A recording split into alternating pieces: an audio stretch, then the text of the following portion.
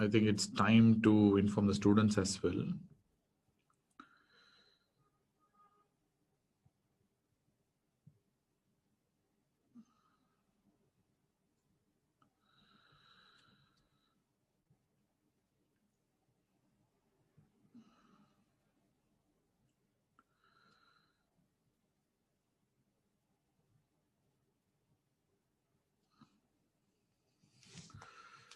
Okay.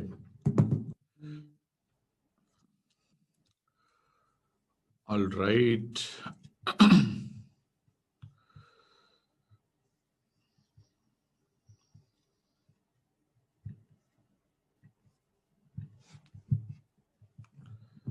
Let's push this apart. Okay. So I can see your comments now. Do you hear? Or can you hear properly? No, not an issue, right? Cool. Thank you. So I think we are going to continue from where we left already. We know how to diagnose the types of shock, but we need a lot of parameters. So we want to do something less invasive, but still we want to find out the type of shock. So let us categorize the shock in the first place. So what are the types of hypovolemic shock basically? If you want to categorize.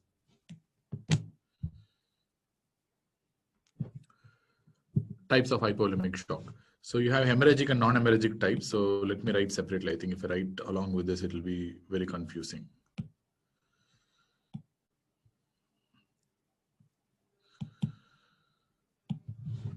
Okay. Hypovolemic shock. As far as hypovolemic shock is concerned, I'm going to put into two categories. One is going to be hemorrhagic, and probably I can call non-hemorrhagic types. I'm only going to give examples so that you'll be able to make it. So as far as the hemorrhagic shock is concerned, hemorrhage means, the best example is trauma, UGI or LGI bleed, or even bone fractures, like especially femur fractures, long bone fractures can produce a kind of an hemorrhagic shock. Non-hemorrhagic shock, on the other hand, can be vomiting, diarrhea, example, third space losses like in pancreatitis, sometimes can produce non-hemorrhagic shock. Then we have cardiogenic shock. As far as the cardiogenic shock is concerned, we have two types. One is arrhythmogenic.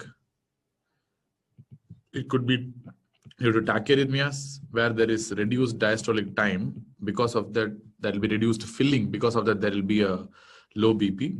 Or it can be bradyarrhythmic shock, or a shock related to bradyarrhythmia, where it is due to low cardiac output directly because of low heart rate. Very simple and understandable.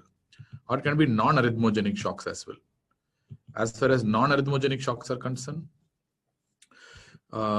you can have the best example as a CCF or any acute decompensated heart failure due to low cardiac output. So you can think about CCF in that setting. So that's fine. Now that's number one. That's the best example, left ventricular failure. Apart from that, you can have mechanical causes. Mechanical causes, like mitral regurgitation, especially if it's acute, or aortic regurgitation in the setting of infected endocarditis sometimes. So you can get this kind of non-arrhythmogenic shocks. Then you have the distributive shock. Distributive shock, you have infective, that is septic, and you have non-infective, that is non-septic causes. So septic shock, most commonly it will be due to gram-negative bacilli or gram-negative bacteria. That's going to be the most common cause of septic shock. Apart from that, many other organisms, nowadays gram-positive organisms also are thought to induce septic shock, but typically it's gram-negative sepsis, most commonly. Even fungal sepsis can induce a kind of a shock. So if it's non-infective kind of a shock, then it could be basically neurogenic, severe brain trauma or spinal cord trauma, especially at the thoracic or the lumbar level, especially T1, T2, where the sympathetic pathway is located. So spinal cord transections, these can result in development of a sympathetic imbalance kind of a shock. So that is what we refer to as a neurogenic shock. Then you can get in the setting of anaphylactic shock. Anaphylactic shock. This is due to allergy. Remember, anaphylaxis means I'm not only talking about Ig-mediated reactions, even non-Ig-mediated reactions, which are basically called as anaphylactoid reactions, can also induce a kind of a shock. So, but to start with, you can just understand anaphylactic shock is also a type of a distributive shock. And then we have severe SIRS. Very severe systemic inflammatory response syndrome can also induce a type of distributive shock. The best example is severe burns, severe pancreatitis can also induce this kind of a shock. And finally, we have obstructive shock. The best examples of obstructive shock will be pulmonary embolus, or it can be pericardial diseases. We know like tamponade constrictive pericarditis and all this stuff, but the classic example is always pulmonary embolism. And even tension pneumothorax can produce this kind of a obstructive shock. So you have many different entities. So among these shocks that you generally encounter, hypovolemic, cardiogenic, distributive, and of course you have an obstructive type of shock as well. As far as hemorrhagic shock is concerned, and you need to know that classic grading, which is very commonly asked in exams. What is the classic grading system that's asked in exams based on the amount of hemorrhage? So if you know the amount of blood that is lost in a type of shock, that can be equated to the clinical signs like pulse rate, blood pressure, and I can write respiratory rate second. Then we can go to the blood pressure and the blood pressure. And you can tell the staging of the hemorrhagic shock. Stage 1, less than 15% of the blood will be lost. We know that the pulse rate will be normal, respiratory rate will be normal, and BP also will be normal. There will be no problem. It's a very mild and minor hemorrhage. Stage 2, hemorrhagic shock, or a class 2 hemorrhagic shock, where the blood lost will be around 15 to 30%, where the pulse rate will be increased, respiratory rate will be increased, but still the BP will be normal. This is also referred to as something called a compensated shock, where the pulse rate will be in the range of 100 to 120 and respiratory rate will be in the range of 20 to 24.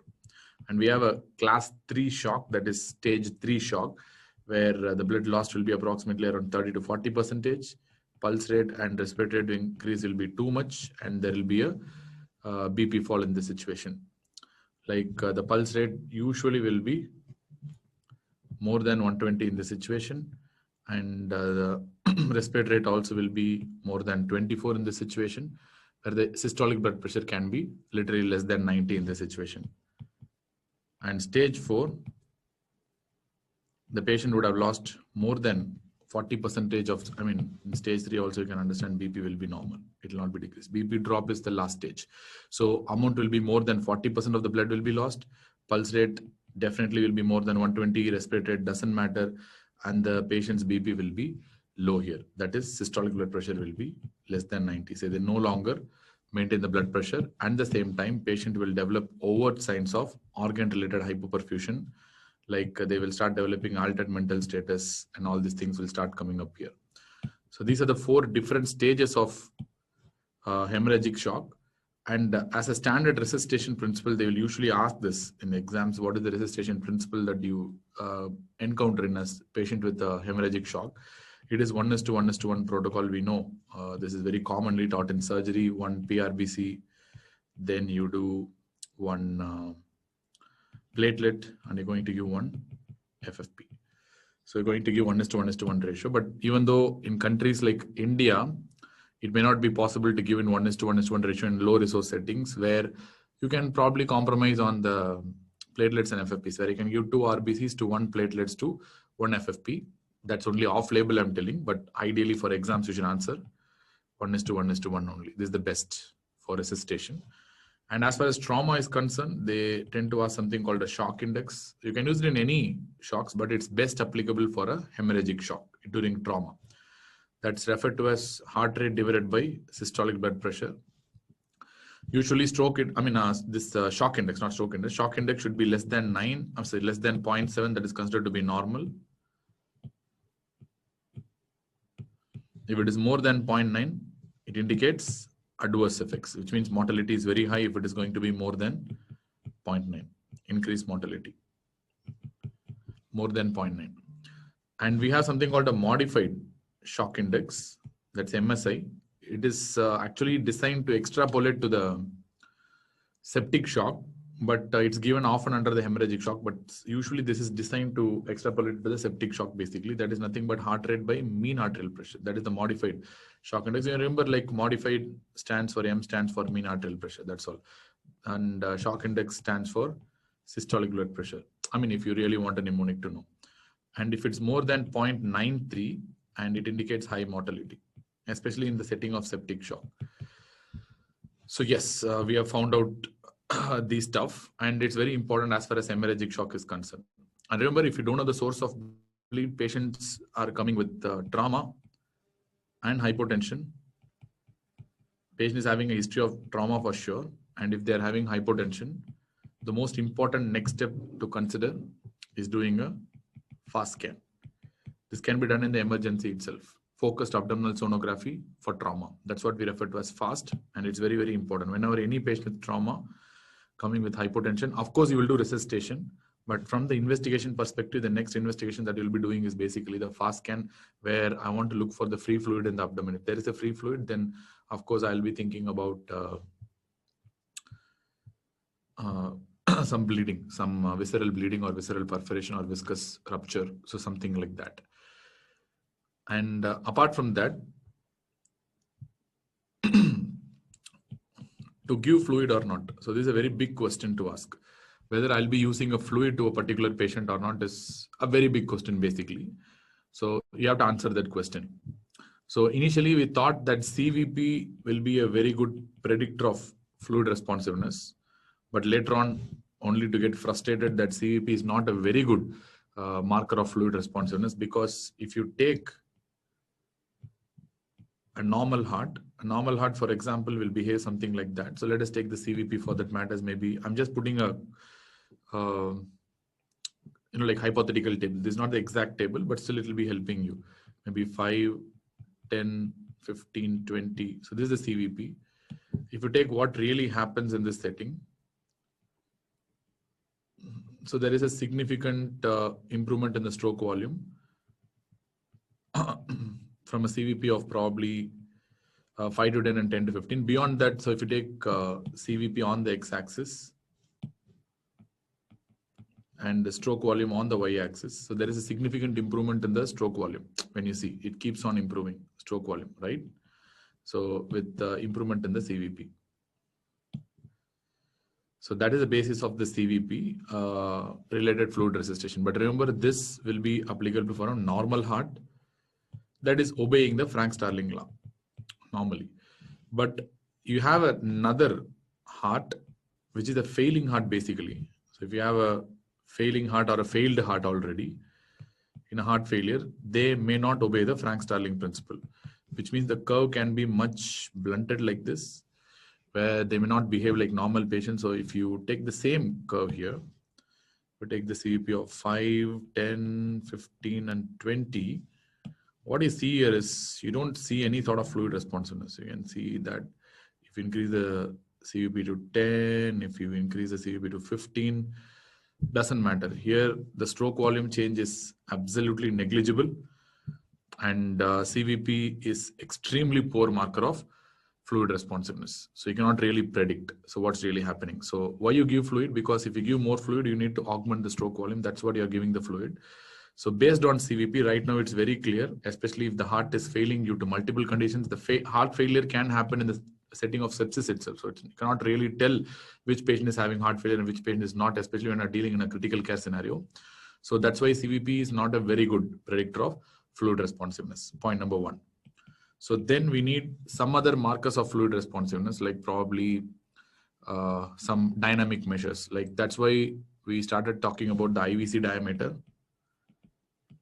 And this is still now decently good. That is why I told you in the subcostal view. I think we have discussed about something called a subcostal view of the echocardiogram, where that will, especially in the setting of emergency and critical care, that subcostal view is really important, because I don't only see the heart and the contraction of the chambers, but at the same time I can see the IVC diameter also, and the collapsibility and the connection with the hepatic vein, and all these things gives a lot of sense, whether they will be fluid responsive or not. So I can give an assumption, because based on a lot of studies, I can tell if the IVC diameter is less than 2.1 centimeter and they have 50% collapsibility, or I can write like this, the same way how I write the angina. So I got a new idea now. So let us write diameter on one hand and collapsibility. So diameter and the collapsibility during respiration. Collapsibility. Less than 2.5 centimeter, 2.1 centimeter IVC size, and more than 50% collapsible is a marker of fluid responsiveness, basically.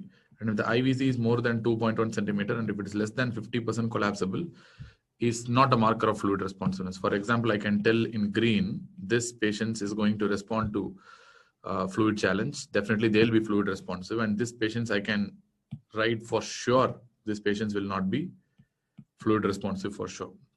But there can be some cross combinations, like a patient with IVC diameter of less than 2.1 centimeter can have less than 50% collapsibility, or patients who are going to have more than 50% collapsibility, but IVC size also will be more than 2.1 centimeter. These patients really are difficult to predict. That is a problem here with IVC diameter. So you cannot tell all the patients will be either they'll be responsive or they will be fluid responsive. So this is one problem that you're going to face with IVC diameter and collapsibility. But in general, less than 2.1, you can try fluids. More than 2.1, it's better to avoid fluids as an overall entity, but still they are not extremely good markers because of the problems I told you. Then third, they started talking about the role of, point of care echocardiography again, that's called a POCUS. So they wanted to find out, is there any other dynamic markers? So they wanted to use the pulse pressure as the marker of fluid responsiveness. How can you use the pulse pressure as a marker of fluid responsiveness? Is by giving a passive leg raising. So they use something called a passive leg raising, and currently this is considered to be one of the best markers of fluid responsiveness. Passive leg raise, of course, is a poor man's fluid challenge, isn't it? So when you passively raise the leg, the blood from the leg moves to the heart, and after you raise the leg passively, if there is increase in the pulse pressure by at least 9%, or if there is increase in the systolic blood pressure by at least 12%, then this has been thought to be very good markers of fluid responsiveness. They'll be fluid responsive, usually in this setting. If the pulse pressure rises less than 9%, or if the systolic blood pressure rises less than 12.5, to be honest, I can write 12.5% here. If it is less than 12.5%, then it indicates poor fluid responsiveness and better to restrict fluids in them rather than giving more liberal fluids. So it's evolving, still it is evolving. Now the aortic valve opening area, the left ventricular VT is also thought to be very good marker. Now they are using that as well. Then in intubated patient, what are the phasic variations in the IVC diameter? So that will be too much for you. That is more in critical care scenario and dynamic setting. As far as exams are concerned, these three things, if you know, that's more than enough, where CP is not a good marker of fluid responsiveness, whether they will respond to fluid or not. IVC diameter is also a good marker of fluid responsiveness to an extent, but pulse pressure is currently regarded as the best marker of fluid responsiveness. To passive leg raise, if the pulse pressure rises by 9% or more, then it's supposed to be responsive to fluids and you can give fluids to them. Remember, the fluid responsiveness is basically different from the fluid resuscitation that you're going to give, because the markers of fluid resuscitation are different from markers of fluid responsiveness. So these things you should not equate to the markers of fluid resuscitation. So where you will be using urine output lactate as markers of resuscitation. Okay, all right. So once we have discussed on the markers of fluid responsiveness, now let us summarize whether we really need your Swan-Ganz catheter or not. So I'm going to summarize everything. So I'm going to start with hypovolemic shock. I'm going to start with, going to write cardiogenic shock. I'm going to write obstructive shock, and I can write distributive shock. So whether you really need Swan-Ganz catheter. So let us write the data which we know already. So the Swan-Ganz data, first of all, you have the cardiac index, then we have the systemic vascular resistance, then we have the central venous pressure, then let us write the PCWP also. These are the typical Swan-Ganz data, right at catheterization data.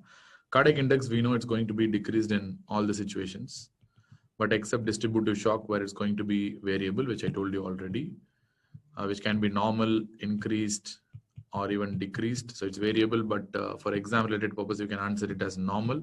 But I generally prefer to write as variable only. That's the best thing that you can do. As far as the SVR is concerned, we know all the shocks will have increased systemic vascular resistance except for the distributive shock that's going to have a decreased systemic vascular resistance, which is the one that is going to separate it apart from the other types of shock in general. As for the CVP is concerned, definitely hypolimic shock, you're going to have a low CVP, and cardiogenic shock usually increase. This is what you're going to answer in exam, but depends on whether it's a right or left predominantly, or if it's arrhythmogenic or non-arrhythmogenic. So depending on that, it can be normal at times, but generally it is increased most of the times. That's what you should answer in exams anyways. And obstructive shock, definitely CVP will be increased, and distributive shock, CVP will be low. Because obstructive shock, the best example I'm taking here is the pulmonary embolism. That's what I'm trying to take here. So definitely because obstruction, right ventricular outflow is poor, so that will be a back pressure, and CVP will obviously rise in this setting.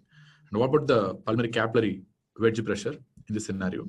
As far as the hypolimic shock is concerned, because there is low volume throughout the body, the blood that is reaching the left atrium, because pulmonary capillary wedge pressure, I can equate it to the left atrial pressure. So that will be definitely reduced in the setting of hypovolemia. As far as the cardiogenic shock is concerned, definitely pulmonary capillary wedge pressure will be high. Once again, it depends, but in exam should answer PCWB will be surely raised. As far as the obstructive shock is concerned, definitely this is one thing that differentiates the cardiogenic shock from obstructive shock, where the pulmonary capillary wedge pressure will be actually lower in this setting. I mean, lower in the sense I can tell it's normal also. And this is very important to differentiate from that of a cardiogenic shock. So why? Because, for example, if you take a pulmonary embolism, because there is obstruction to blood flow, let us go back and see there. So if you have an obstruction for the blood flow at the pulmonary artery level, the amount of blood that is going to reach the left atrium and left ventricle is going to be low. So that is the reason why pulmonary capillary wedge pressure can be low in the setting of obstructive shock. And as far as distributive shock is concerned, once again, the pulmonary capillary wedge pressure is absolutely variable. We cannot tell that it's normal or increased or decreased, which means it can be normal, decreased, or increased depending on the effects on the heart. But I can tell that it will be decreased as far as exams are concerned.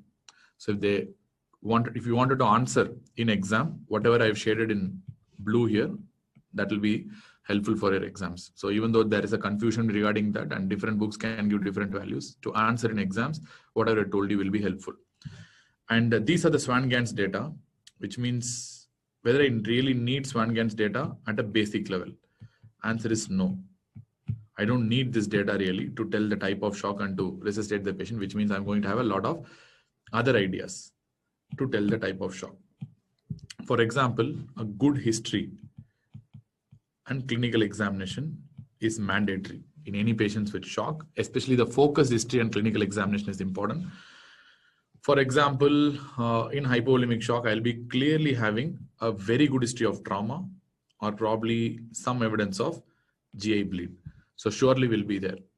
And as far as the cardiogenic shock is concerned, most of the times I'll have a good evidence of palpitations, tachycardia or bradycardia, tachy and brady.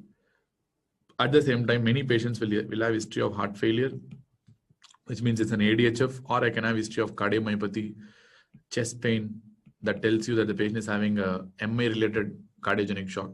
So the good history and clinical examination itself will give you a vital clue. As far as obstructive shock is concerned, I'm going to ask history of immobilization. Maybe history of COPD or tuberculosis will be there. That will give you a good idea about development of pneumothorax in this scenario, or even history of prior episode of pneumothorax is really important. Because why immobilization? Because that will give you history of deep vein thrombosis, and that can be the reason for development of pulmonary embolism. Prior pneumothorax, and of course, if the patient is having history of trauma, that can also tell you the history of tension pneumothorax, because trauma is one of the most important cause of tension pneumothorax for us. And history of cancer can give you a lot of idea, because whenever you are encountering a cancer, it can result in deep vein thrombosis, especially if it's a lung cancer. It can result in the development of cardiac tamponade also. It can produce hemorrhagic pericardial effusions because the lung cancer that is present in the hilum can directly invade the heart. That's the most common tumor that invades the heart is metastasis, especially due to local spread. That's a very common question in exam. METS is the most common tumor that involves the heart. And of course, that is due to local spread from the lung only, very commonly bronchogenic cancer. Or it could be a lymphoma that can involve the heart, sometimes causing the tamponade. So cancer history will give you a good idea once again. And as far as the distributive shock is concerned, fever, once again trauma, especially head injury or presence of spinal cord injury, presence of paraplegia gives you a very good clue that the shock might be very well distributive. Look for it. We examine the patient properly for urticaria, angioedema. That will give you a good evidence of probably the patient is having a anaphylaxis. So which means most of the times my history and good clinical examination and a focused history, in fact, is going to give a lot of clues basically. So that's one side. And I can use my IVC diameter to tell whether they'll be fluid responsive or not in different types of shock. So if I see the IVC, usually in a hypovolemic shock, it will be less than 2.1 centimeter plus more than 50% collapsible. As far as the cardiogenic shock is concerned, it will be surely not fluid responsive. So I can write it will be more than 2.1 centimeter and less than 50% collapsible. As far as the obstructive shock is concerned, it will be usually in the gray zone, trust me, which means you can't really predict whether it will be fluid responsive or not. But still, for understanding purpose, I can write less than 2.1 centimeter plus more than 50% collapsible. But remember, usually in obstructive shock, it will be in the gray zone. You cannot really predict whether to give fluids or not.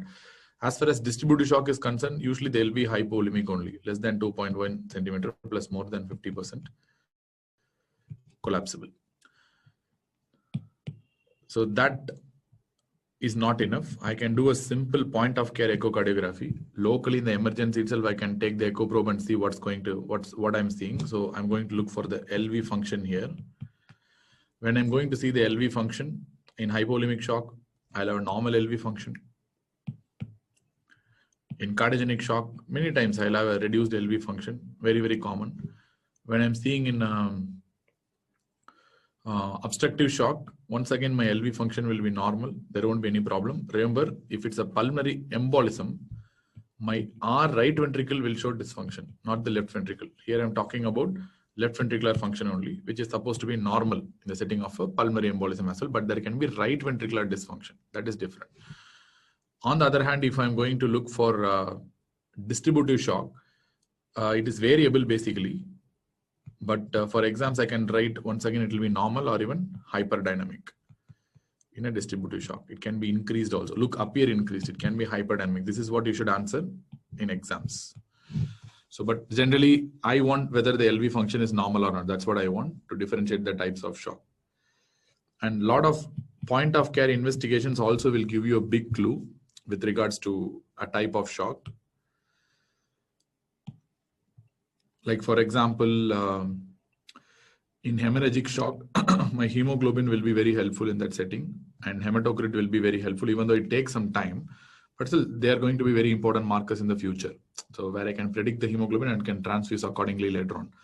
And cardiogenic shock, my ECG is going to be extremely important. My thorough echocardiogram can give a lot of answers because ECG can tell you left ventricular dysfunction, arrhythmias, and so many issues, even cardiomyopathies, certain changes, everything you can see in ECG to a great extent. And at the same time, my investigations like BNP, markers like BNP are going to be extremely helpful because in a cardiac failure, definitely this will be increased for sure. No doubt about that. As far as my obstructive shock is concerned, once again, my echocardiogram is very helpful to look for the fluid around the heart, that is tamponade. So this can easily diagnose a tamponade, and the echocardiogram can show you the RV dysfunction if it's a pulmonary embolism.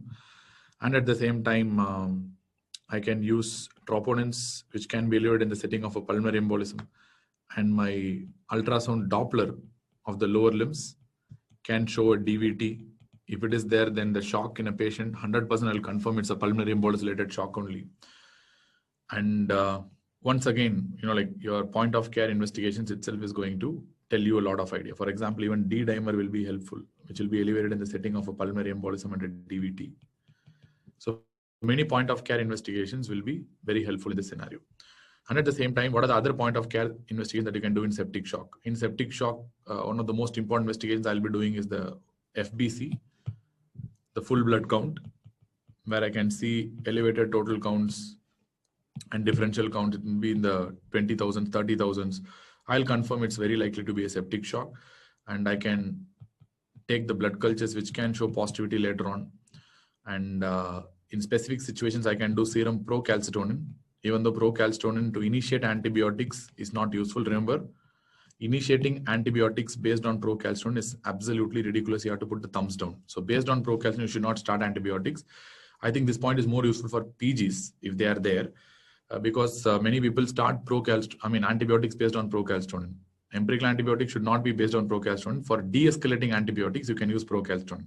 But starting antibiotics, absolutely it should not be based on procalcitonin. But still, it can give you a small clue that patients may be probably having a sepsis. And at the same time, my other investigations like beta-D-glucan, which can be useful to identify fungal sepsis sometimes, especially the patient is having a chemotherapy or a patient is going for immunosuppressive regime. In that beta-D-glucan, that is especially the 1,3 beta-D-glucan, especially if the levels are more than 80, that will be extremely helpful to tell that the patient is probably having a fungal sepsis. We'll discuss about that in some time. So there are so many investigations which can give vital, and serum lactate is more important in sepsis. Serum lactate, very, very important in a patient with a sepsis. That's what Survival Sepsis Campaign tells. They actually give treatment based on the serum lactate only. Fine. So which means what I'm trying to tell, what I'm trying to substantiate with these is the fact that you really don't need your Swan-Ganz catheter. Most of the times your good history and a good clinical examination itself is going to tell you the type of shock. So when you will be needing a Swan-Ganz catheter, so despite all these efforts, you cannot identify what is the cause of shock. So you don't know what is the cause of shock and you're not able to identify. Or if the patient is having a refractory shock despite all your efforts, which means you need some sophisticated therapy. Now you can opt for a Swan-Ganz therapy. So this is where you're going to opt for a Swan-Ganz therapy. Otherwise, you really don't want to opt for Swan-Ganz therapy unnecessarily. Swan-Ganz is nothing but a right heart catheterization. What is really Swan-Ganz and what advantage, extra advantage it's going to give to us when you're going to use a Swan-Ganz therapy, Swan-Ganz based therapy? Because Swan-Ganz based therapy is going to tell you exactly the type of shock. At the same time, you can tailor the treatment based on the Swan-Ganz therapy. So, but before that, more importantly, you need to know what are the areas where Swan-Ganz is going to enter. So first of all, if you take the right heart, same image.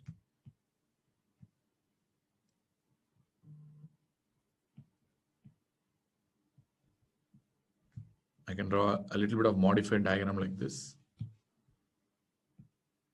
And then you're going to go to the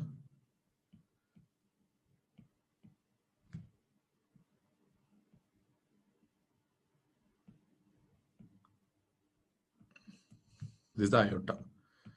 And this is the SVC and the IVC. And this is the pulmonary artery and the pulmonary circulation. So where you're going to place the Swan-Ganz. Remember, you're going to insert the catheter through the SVC into the right atrium. So let me divide that into two. So you have the right atrium and the right ventricle. And you have the left atrium and the left ventricle here. You're going to introduce the catheter into the right atrium, then pass through the right RVOD, and then enter into one of the branches of the pulmonary artery, and they're going to place the catheter there. Remember, not in the pulmonary artery, even though this diagram may be misleading, I'm going to place in one of the branches of the pulmonary vessel, pulmonary artery. Usually I go up to the third order, most of the time if my angiography is good. But apart from that, you can place in one of the branches, not in the main right or left pulmonary artery. After that, I have to move a little bit. Then I can place in one of the sub branches of the pulmonary artery. And what I generally do is, because I know my pulmonary artery, once it branches into multiple segments, and they're going to result in the formation of these pulmonary capillaries. These pulmonary capillaries will rejoin. These pulmonary capillaries are going to rejoin to form the pulmonary vein.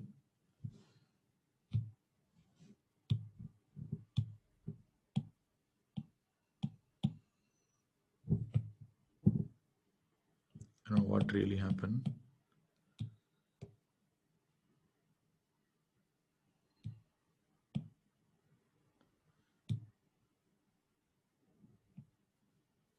Okay, so you're going to have a pulmonary vein here. These are the capillaries. So let us see these areas capillaries, and beyond these are pulmonary veins, and these are pulmonary artery branches. So what I'm really doing is I'm placing a catheter in one of the branches of the pulmonary artery. So what I'll do is I'll place the catheter little distally, and if I'm going to occlude the balloon proximally in this particular artery. So now the blood pressure from the proximal end will not be transmitted to the transducer that is present in this area. And once I occlude the balloon and I measure the pressure I'm going to measure is basically on the distal pressure. This pressure will be reflecting the pressure in the capillaries and the rest of the pulmonary venous circuit. So which means the pressure, the distal pressure I'm measuring here by occluding the proximal end is basically the pressure that is left in the capillaries and the pulmonary veins. Remember, capillaries are arranged in parallel. We know that, which means they don't really cause that much drop in the blood pressure. So which means whatever pressure that is present is basically reflected by the pulmonary venous area. So which means I'm going to measure the pulmonary venous pressure is equal to, it is nothing but the pressure that is present in the left atrium. So this left atrium I know is going to communicate with the left ventricle during the diastole. During the diastole, left atrium will be in communication with the left ventricle, right? So that's a very important point as well, because during systole, left atrium will not be in communication with the left ventricle unless and until there is a mitral regurgitation. But during the diastole, basically the left atrium will be in communication with the left ventricle. So this entire circuit can be regarded as a single circuit during diastole. Left atrium, left ventricle, pulmonary veins, everything can be regarded as a single circuit. So which means this pulmonary capillary wedge pressure, which means that I can rewrite as, that's the pulmonary venous pressure. This pulmonary capillary wedge pressure must be approximately equal to the left atrial pressure. Remember the word approximately equal. Approximately equal to left atrial pressure, which should be approximately equal to the left ventricular end diastolic pressure. So that is the idea. But remember, there is so much of pitfalls in pulmonary capillary wedge pressure. But because we don't have any other option to avoid the left atrial catheterization, we use the pulmonary capillary wedge pressure, even though there is some pitfalls in it. So this is the current, equation. So this pressure that we measure is because by wedging the proximal pulmonary artery, we find out the pulmonary capillary wedge pressure. That's why it is called as a pulmonary capillary wedging pressure, which is equal to left atrial pressure. That must be equal to the left ventricular end diastolic pressure. Similarly, on the right side also is the same, because if I'm measuring the pressure at the SVC or an IJV, that must be the central venous pressure. That must be, of course, equal to the right atrial pressure. And during the diastole, since the right atrium is communicating with the right ventricle, that pressure must be equal to the right ventricular end diastolic pressure. So this is also the relationship that is true on the right side. Clear? CVP is equal to right atrial pressure is equal to right ventricular end diastolic pressure. Normally speaking, naturally speaking, all the pressures will be equal during the diastole. It's not a problem at all. So for example, right ventricular end diastolic pressure will be equal to left ventricular end diastolic pressure. Most of the time, there won't be much difference. Left ventricular end diastolic pressure and the right atrial pressure will be equal to left atrial pressure during diastole. There won't be much problem. And all these things will be equal. Normally itself, almost with 1 or 2 millimeters difference, but most of the things will be equal. Whenever all these things are elevated, but still equal, but all these things are elevated, this is very classical of a tamponade and a constrictive pericarditis. Even constrictive pericarditis, you can get the same issue. So all will be almost equal, but they will be elevated. The pressures will be seriously elevated. So it will not be just 1 or 2 millimeters of mercury. That will be like 20, 25 millimeters of mercury during diastole, but all still will remain equal during diastole. That's a very classical feature of a tamponade. So increase in the diastolic pressures with equalization is a classical feature of a tamponade. And it can be seen in constrictive pericarditis also. Very, very important point. Clear? And that's one of the important points to differentiate constrictive pericarditis from restrictive cardiomyopathy also. If there is time, I'll tell you about that. So this is a very important point. So now you know the relationship between right atrial pressure, central venous pressure, and right ventricular end diastolic pressure.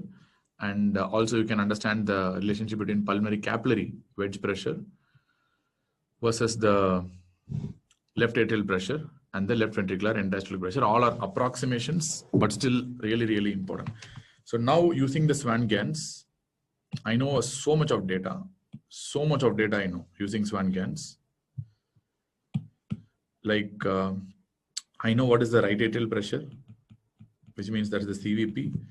I know what is the right ventricular pressures, RV pressures, especially RV systolic pressure and RV end diastolic pressure. Both I'll have a good idea about, and I know the PASP, that is pulmonary artery systolic pressure, and I can find out the mean pulmonary artery pressure also.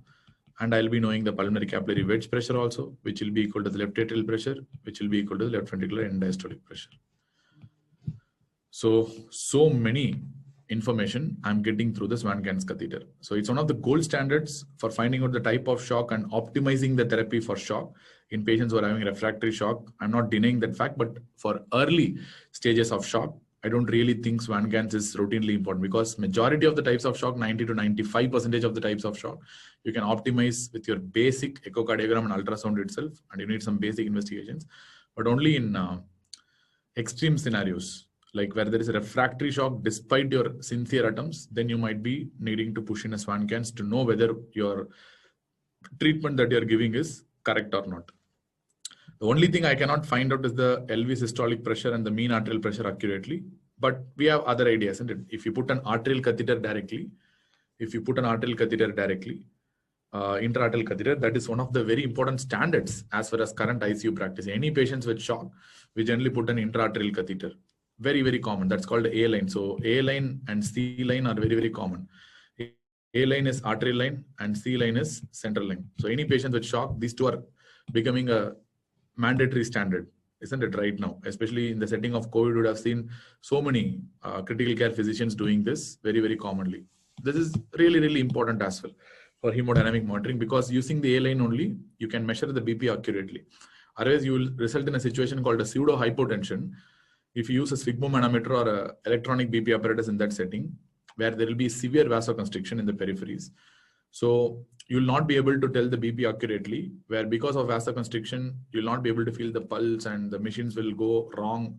So they can falsely tell the BP is low because of significant vasoconstriction. So you might falsely tell that the BP is low, and that's called a pseudo hypotension. So that is the reason to avoid all those scenarios. We use intra-arterial catheters, A lines, and these are very, very important in accurately telling the blood pressure and mean arterial pressure, which is very important, because using this data, I can measure the systemic vascular resistance as well as the pulmonary vascular resistance. All these things are extremely important in patients with refractory shock to optimize the regimen. Now let us see the waveforms that you will really see in the setting of right atrium, then right ventricle, then pulmonary artery, then you have the pulmonary capillary wedge pressure tracing.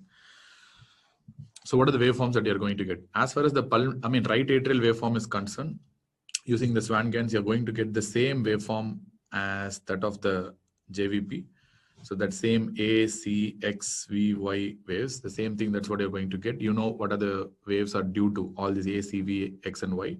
Usually the length at which, from the point of insertion, the length at which the left atrium is located is around 20 centimeter. That's the point where it is located. And the normal pressure of the right atrium is approximately less than or equal to 6 millimeters of mercury. That's the mean and normal pressure of the left atrium. More than that, slightly abnormal, but less than 6 is considered to be okay. As far as the right ventricular pressure is concerned, so your waveforms will be something like this. This is the waveform that you will typically encounter as far as the right ventricular waveforms are concerned. The most important thing to tell is you will not have a dicrotic notch. This is important to differentiate from the pulmonary artery. That's why I told you that point multiple times. Only when the blood crosses the semilunar valves, you will get the dicrotic notch. So there will be no dicrotic notch, which is very important. And remember, there will be very low diastolic pressure. Low diastolic pressure. I should not tell blood pressure. Diastolic pressure of the ventricles will be very low. And that will be almost equivalent to the right atrial pressure. We know that, isn't it? So that's why I'm drawing in the same angle. Diastolic pressure of the ventricles and the atrium will be almost same. No difference. And there will be no dicrotic notch. This is how you differentiate the right ventricular pressure from the pulmonary artery pressure tracing, because you need to know where the catheter is. Even though current techniques use fluoroscopy, so where you push the dye and use a fluoroscopy to guide the catheters, that's the best way. But if you do not have fluoroscopy, then these waveforms will help you. In the right ventricle, this is how the waveforms are going to be. And if you ask about the area where it is located, it's approximately located around 30 centimeters from the from the site of insertion. And systolic pressures of the right ventricle is approximately around 15 to 30 millimeters of mercury. And diastolic pressure will be same as that of the right atrium, which will be approximately 1 to 8 millimeters of mercury. This will be the diastolic pressures of the right ventricle.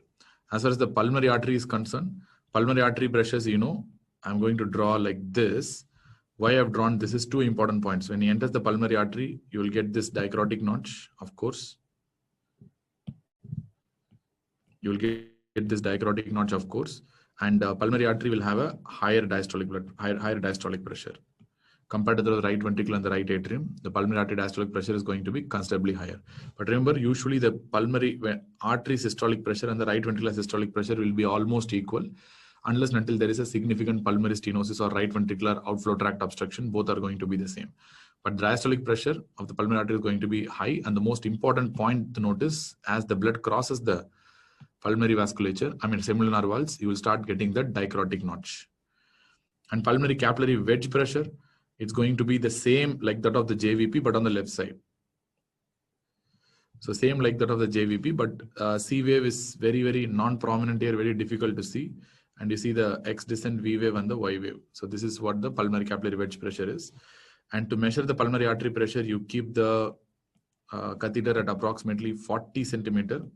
That is the usual distance where the pulmonary artery is achieved. And pulmonary artery has a lot of pressures. You have systolic pressure, which will be still 15 to 30 millimeters of mercury. And you have diastolic pressure, which will be much higher than the right ventricular pressure, that is 6 to 12 millimeters of mercury, because they have elastic recoil. And if you talk about the mean pulmonary artery pressure, it's approximately 9 to 18 millimeters of mercury. And later on, I won't ask you this. Whenever I tell you pulmonary hypertension, the most important definition of pulmonary hypertension is MPAP more than 25. Whenever mean pulmonary artery pressure is more than 25 millimeters of mercury, we call it as a pulmonary hypertension in that setting. As far as the pulmonary capillary wedge pressure is concerned, to measure pulmonary capillary wedge pressure, you have to place the catheter in one of the branches of the pulmonary artery, which means approximately at 50 centimeter, I'm going to place the artery. And the mean pulmonary capillary wedge pressure is less than or equal to 12 millimeters of mercury. This is very, very important.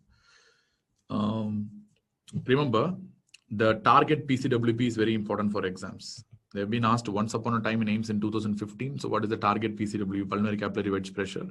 Where if the patient is having an acute myocardial infarction, the target pulmonary capillary wedge pressure should be maintained around 14 to 18 millimeters of mercury. And as far as the ADHF, acute decompensated heart failure, is concerned, the target PCWP should be less than 14 millimeters of mercury. The targets are different. And again, PCWP is useful for diagnosing also. For example, in a cardiogenic pulmonary edema, the PCWP will be usually more than 18, whereas in non-cardiogenic pulmonary edema, PCWP will be usually less than 18. So that is what the old Berlin definition of ARDS as well. Because to tell it's cardiogenic, PCWP should be more than 18. To tell it's non-cardiogenic pulmonary edema, especially for example ARDS, according to the old Berlin definition of ARDS, PCWP should be less than 18, even though it is no longer used, because Swan-Ganz catheter is also no longer used routinely in clinical practice. That's why these cutoffs are very, very important to understand in the first place. And how we can tailor the therapy based on the Swan-Ganz catheter is also important to an extent, because tailoring therapy, that's why we do, because our shock is not basically responding to the like treatment that we are giving. So we need to tailor the therapy. So what therapy I will tailor? How I'm going to tailor the therapy? So for example, there are 3 things that you have to optimize. So one is optimizing the preload. So first thing is to optimize the preload. So I can write in 3 different areas. So I need to optimize the preload. I need to optimize the afterload, that is systemic vascular resistance. I need to optimize the patient's contractility also. I mean the heart's contractility as well. So 3 things that I have to optimize here. Preload, afterload, and contractility. All these 3 things has to be optimized. As far as the preload is concerned, how to optimize is based on the PCWP only. So PCWP is the most important. And using PCWP, I have to formulate a Frank-Starling image, Frank-Starling curve. That's what I wanted to do. So what I do is I can cleverly do it. I can do this in a matter of maybe 2-3 hours is more than enough for me, basically. Even my ICU staff nurse tend to do this. And one ICU staff nurse is there for me who's extremely brilliant. And I asked him to draw the curve, and he's very interested. So especially these young guys around 25, 24 will be too interested in doing all these things. He will plot a curve and he'll show me very clearly. So very simple. So now on the left side, you know what's going to be. It's going to be PCWP instead of CVP. And I can see the stroke volume also. Very, very simple to see the stroke volume. Through echocardiogram, you can analyze easily. So based on different PCWP, whatever may be the PCWP, based on different PCWP, I can tell what is the stroke volume. With just 5 different PCWPs, I'll be able to plot the curve. Very simple. So I know how to plot the curve. Sanju is telling, see, very bad boy. Young guys love curves. You think old guys like me don't love curves? So that's why I'm drawing so much of curves in my class. Okay. So this is how I'm going to draw the curve anyways. So I know at what point I have to optimize. So I know at what point the curve gets flat. For example, this is the CVP where I'm getting the maximum stroke volume. Beyond this,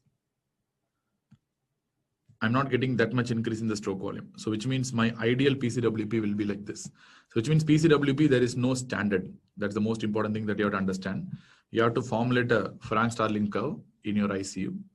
And once you have formulated the Frank-Starling curve in your ICU, you have to optimize at what PCWP you get the best stroke volume. So you have to optimize PCWP number 1. So that's the first important point. That's how your Steph Swan-Ganz is going to use, which means you have to use it, man. It's not just want to find out the value. You have to use it for therapy. So that's why I'm going to optimize the PCWP, where I get the best stroke volume at some particular PCWP. At a best preload, what is the PCWP? At that particular PCWP, I get this best stroke volume out of that particular ventricle. So which means it's like a mean. So at a particular PCWP, I get the best outcome from the ventricles, without causing volume overload, at the same time without causing any decline in the stroke volume also. So this is important for me. So I need to formulate this curve. So I know what is the fluid I want to give. So PCWP is fine. Then I need to optimize the afterload also. So to optimize the afterload, I need 2 things. So one is I need a mean arterial pressure, which will be typically coming from the A line. I know that. And I need the systemic vascular resistance. And this is automated. I don't really calculate. The machine will do it for me. So where there will be one special monitor will be there. It will continuously show the systemic vascular resistance. It's very simple, isn't it? PCWP minus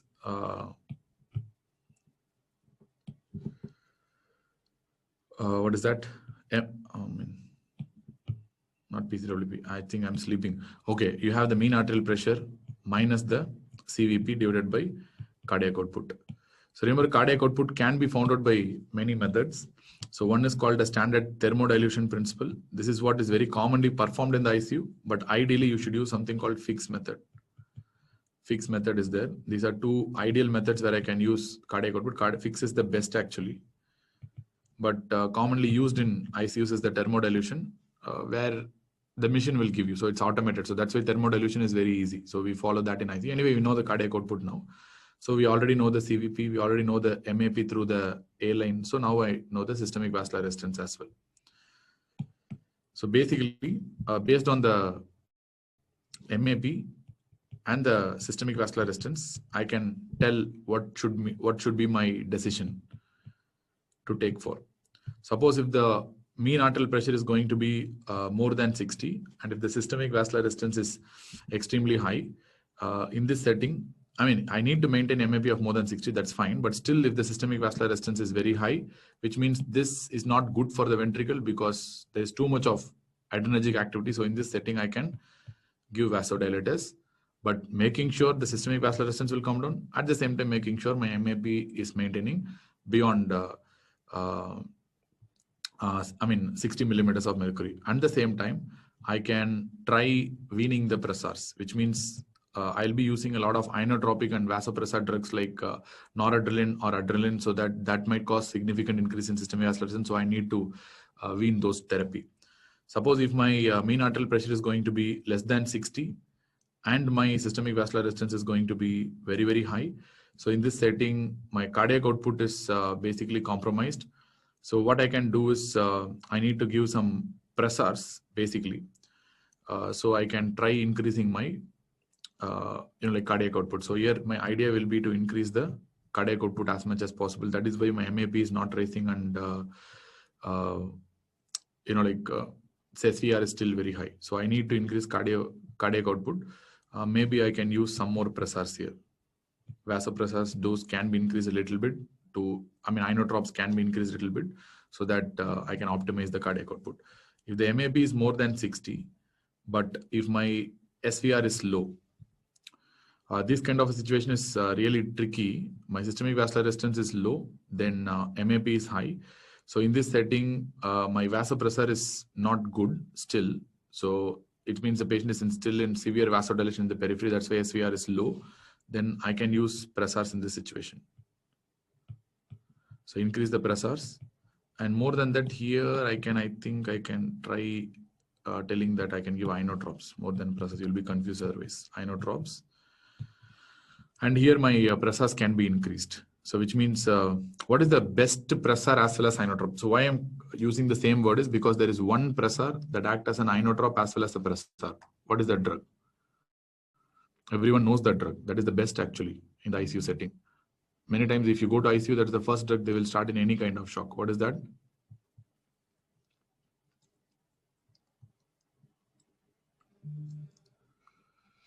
Not dopamine. Any idea? Yes, noradrenaline. Noradrenaline is the one that's going to act as a pressor as well as inotrope. That's why in our ICU, we tend to adjust the noradrenaline in most situations because it can act as a pressor, it can act as a inotrope also, which is fairly important to know. So I can increase the pressors here. Here I'll be optimizing the inotropes. So what kind of inotropes I can use? As I told you multiple times, to optimize the inotropes, I need to optimize the contractility. So remember, so to optimize the contractility, depends again. There are two ways to optimize the contractility. One is by using drugs, I can optimize the contractility. What are the drugs I can use is a pure inotrope like dobutamine, milrinone, or probably levosimendan. Levosimendan, even though it's not preferred right now in a great deal because it's not that good. According to many studies, even in clinical practice, we see it's not that good. So we prefer either giving a milrinone or probably a dobutamine. So that is one area where you can use these drugs. And apart from that, you have some device therapy also. In extreme situations, if the contractility is still very poor, then we have to give some device therapy. Like I can use an IABP, that is intra-aortic balloon counterpulsation, which can increase the cardiac output by cardiac index. I'm not talking about cardiac output. Cardiac output by approximately 0.5 to 1 liter per minute. Or I can use an Impella axial flow pump, which I have discussed already, which can increase the cardiac output by 2 to 3 liters per minute. Or I can use this left ventricular assist devices, which can increase the cardiac output up to 5 to 10 liters per minute. Or I can use ECMO. ECMO itself can increase the cardiac output by 3 to 6 liters per minute. So different devices have different amounts of augmentation of the cardiac output. But if my drugs are still failing to improve my cardiac output substantially, which means if you are in this scenario where you need to increase the cardiac output, where inotropes are failed, then you can go for using these devices, this device therapy. That is how we slowly escalate therapy in ICU. You first optimize the preload. Now you give appropriate fluid. Once you know beyond this point you cannot give fluid, then optimize the afterload. Once you have optimized the afterload, still your cardiac contractility is not good. You are ending up in this kind of a scenario where systemic vascular resistance is very high and still the BP is not picking up at all, MAP is very low. Then you move to the next step, optimize the contractility in this setting.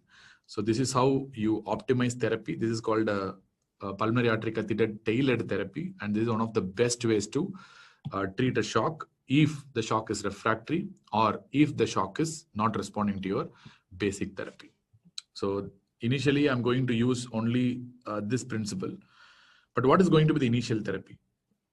If you use the initial therapy, if they ask you about the initial treatment, to start with, if I have a hypovolemic shock, of course, my treatment will be fluids plus or minus blood products. This is going to be the best treatment as far as hypovolemic shock is concerned. When I talk about a cardiogenic shock, I need to start with an inotrope. That's the most important therapy as far as cardiogenic shock is concerned. As far as obstructive shock is concerned, it's difficult to treat an obstructive shock unless until you treat the underlying cause. So treat the underlying cause, like pulmonary embolism means treat the pulmonary embolism with anticoagulants and thrombolysis. Remove the fluid in case of a tamponade. So you have to treat the underlying cause. That's the most important. Distributive shock, my main problem is low systemic vascular resistance. So use something called vasopressors. So remember, for all this shock, it's been proven that one vasopressor as well as one drug is thought to be very, very beneficial. So that is noradrenaline. Noradrenaline is thought to be very, very beneficial in this setting. You can start with noradrenaline in a very good way. So for all these, you can start noradrenaline, even though it is best effective in patients who are having distributive shock. It is best effective there only. But even in the setting of a cardiogenic shock, it's proven to be superior to dopamine and dobutamine. Remember, we are dealing with the case of a shock, and you have to be very clear that dobutamine is not a drug that should be preferred in the setting of a shock. That's really, really important. The only place where you can use dobutamine is when you are using a Swan-Ganz catheter. After optimizing the afterload, you are in this scenario.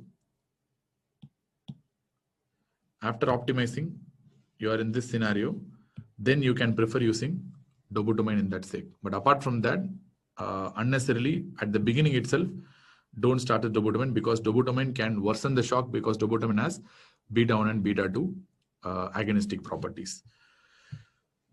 So this is how you are going to take care of the shock. And apart from that, what else is there? Let me tell you a simple way to understand this stuff. What are pressors and what are inotropes? So your sympathetic system has alpha 1 action, sympathetic system has beta 2 action on the vessels. Let me first write, okay, beta 2 will do, because these are going to be on the vessels. Then you have beta 1 action, which is predominantly on the heart. And what is the net effect that you're going to get? And remember, this alpha and beta 2 are very important for the vessels, even though a small amount of beta 2 is present on the heart as well. And beta 1 is important for the heart. We know that. So this is a very simple thing to understand. And what a sympathetic system does. Many times you would have studied that whenever there is a vasoconstriction, you are going to result in reduced perfusion. That's true. Whenever you give a drug like adrenaline or noradrenaline, they are going to produce vasoconstriction and they're going to reduce the perfusion. But many students get confused here. So whenever they reduce the perfusion, which means your perfusion pressure is low, means how can they increase the blood pressure? This is one question they will ask. If they are going to reduce the perfusion, then why should I use them? This is the second question. So these are the two common scenarios they get trapped. Like whenever you want to use a vasopressor. For that, it's very easy to understand the role of the sympathetic system is not to reduce the perfusion or to increase the BP. It is to preferentially increase perfusion to certain organs. So according to sympathetic system, there are certain organs which seem extremely vital. For example, heart is very vital. Then our brain to an extent is vital. Then muscles are very vital. According to sympathetic system, the two important things that are very, very important is heart and the muscle only. I'll tell you why. Because sympathetic system has evolved over a period of time to adapt to the flight and fight response. In the sense, like, for example, we are basically animals to begin with, according to evolution. And the most important threat for us is not MI during those days. Most important threat is not, like your renal failure during those days. The most important threat is not infection, even though it is there. These are not considered as big threats because this is a natural process. But the most important threat, according to the evolutionary hypothesis, is the predators. So you escape from the predators, you need the sympathetic system. That's why the flight, fright, and fight system evolved. And for example, if I throw a snake in front of someone, they're going to run. So to run, you need heart to pump properly and the muscle to act normally. So that is the reason why these areas are going to for vasodilation. So I can push this is the central circulation. I can push that into two different areas. One is going to be, probably you can think about non-vital organs, and second is the vital organs. Let us assume these are going to be the vital organ area. So that's why majority of the vital organs will be loaded with more of beta 2 more than alpha 1. And majority of the non-vital organs will be loaded with more of alpha 1 more than beta 2. So why this is happening? Because this beta 2, we know it's going to produce vasodilation. So in the setting of a fright, fight, and flight response, what's going to happen is whenever you have more catecholamines in your body, so they're going to produce selective vasoconstriction of these non-vital organs, and they're going to reduce the perfusion to those organs. So that's why and one of the important non-vital organs is the skin. One of the major organs is also the skin. So once you vasoconstrict the skin, you go for that probably cold and clammy skin if the sympathetic response is very high, or probably you can get that capillary fill time of more than equal to 3 seconds. So this is very important, isn't it? At the same time, there is another organ that is intestine. This is also considered to be non-vital. So in the sense, like, you don't, whenever you run from a snake, you just understand why you want to produce more urine, why you want to produce more digestion. Otherwise the snake will digest you. So why you need all those things. So intestine is considered to be a non-vital organ. Why? Like pushing more blood to the skin has no use in that setting, isn't it? So what is the point in blushing by seeing a snake when you get more blood flow to a different area? So absolutely useless. So you need to not have blood in those areas. And the idea is to produce a lot of resistance in these areas. So what you're trying to do is you are going to divert this blood into the vital organs so that these areas are going to go for vasodilation, and these are the areas that are going to get more perfusion. So sympathetic system is a sort of a diversion kind of a thing. So you are trying to divert the blood supply from the non-vital organs towards the vital organs. That's what the sympathetic system does, and that's what we want really. So that is why I told you whenever you talk about adrenaline in cardiac arrest. So why you give adrenaline in cardiac arrest? Everyone thinks that the reason for we give adrenaline in cardiac arrest is to restart the heart. No, actually the reason for giving adrenaline in cardiac arrest is to cause this diversion in a much effective way, so that your perfusion to the heart is maintained, that to maintain the coronary perfusion. That's why you give adrenaline in cardiac arrest. So the understanding should be very proper. So why we are using this sympathomimetic drugs in the first place. So your heart is really important in that setting. Your brain to an extent is also important, so where you can maintain the perfusion. But kidney is an area that comes in the gray zone, which means kidney is going to react in a very different way, because kidney is one organ, that is kidney and brain are going to be dependent on basically on the cardiac contractility. If the heart functions well, brain will be okay. If the heart functions well, kidney also will have a good perfusion. If the heart doesn't function well, then your brain and kidney will not function well as well. So that is why heart is the most important here. But the kidney and the brain are two organs that are going to be dependent on the heart. So that is why once you improve the cardiac contractility, once you improve the perfusion properly, and once the cardiac contractility is also better, your kidney and brain will do well. So that is why we are concerned more about the heart. And this is the basis of how you are going to use this different drugs and different practices. For example, alpha 1, it's going to produce vasoconstriction, and beta 2 is going to produce vasodilatation, and beta 2 is going to produce more vasodilation, beta 1 is going to produce more heart rate and more cardiac contractility. Suppose if you take a drug like dopamine, we know it's going to be more on the dopamine receptors, but only in the early stages. At a little higher doses, they first start acting on beta 1. At a little higher doses, on beta 2 also. And even at higher doses, they will be acting on alpha 1 receptors also. But their effect on beta 1 is, beta 2 is little poor. But that is the dosing schedule of dopamine. For example, at less than 5 micrograms per kilogram per minute of dopamine infusion, they typically work on the D1 receptors, which are supposed to vasodilate the renal vessels, and which means the renal blood flow will be increased. That's what is thought, and this has been proven consistently wrong by multiple trials. So even though pharmacology textbooks tell that very routinely that 2.5 to 5 milligram per kilogram is a renal dose of dopamine, where you can increase the renal perfusion to increase the urine output, but that's not the case.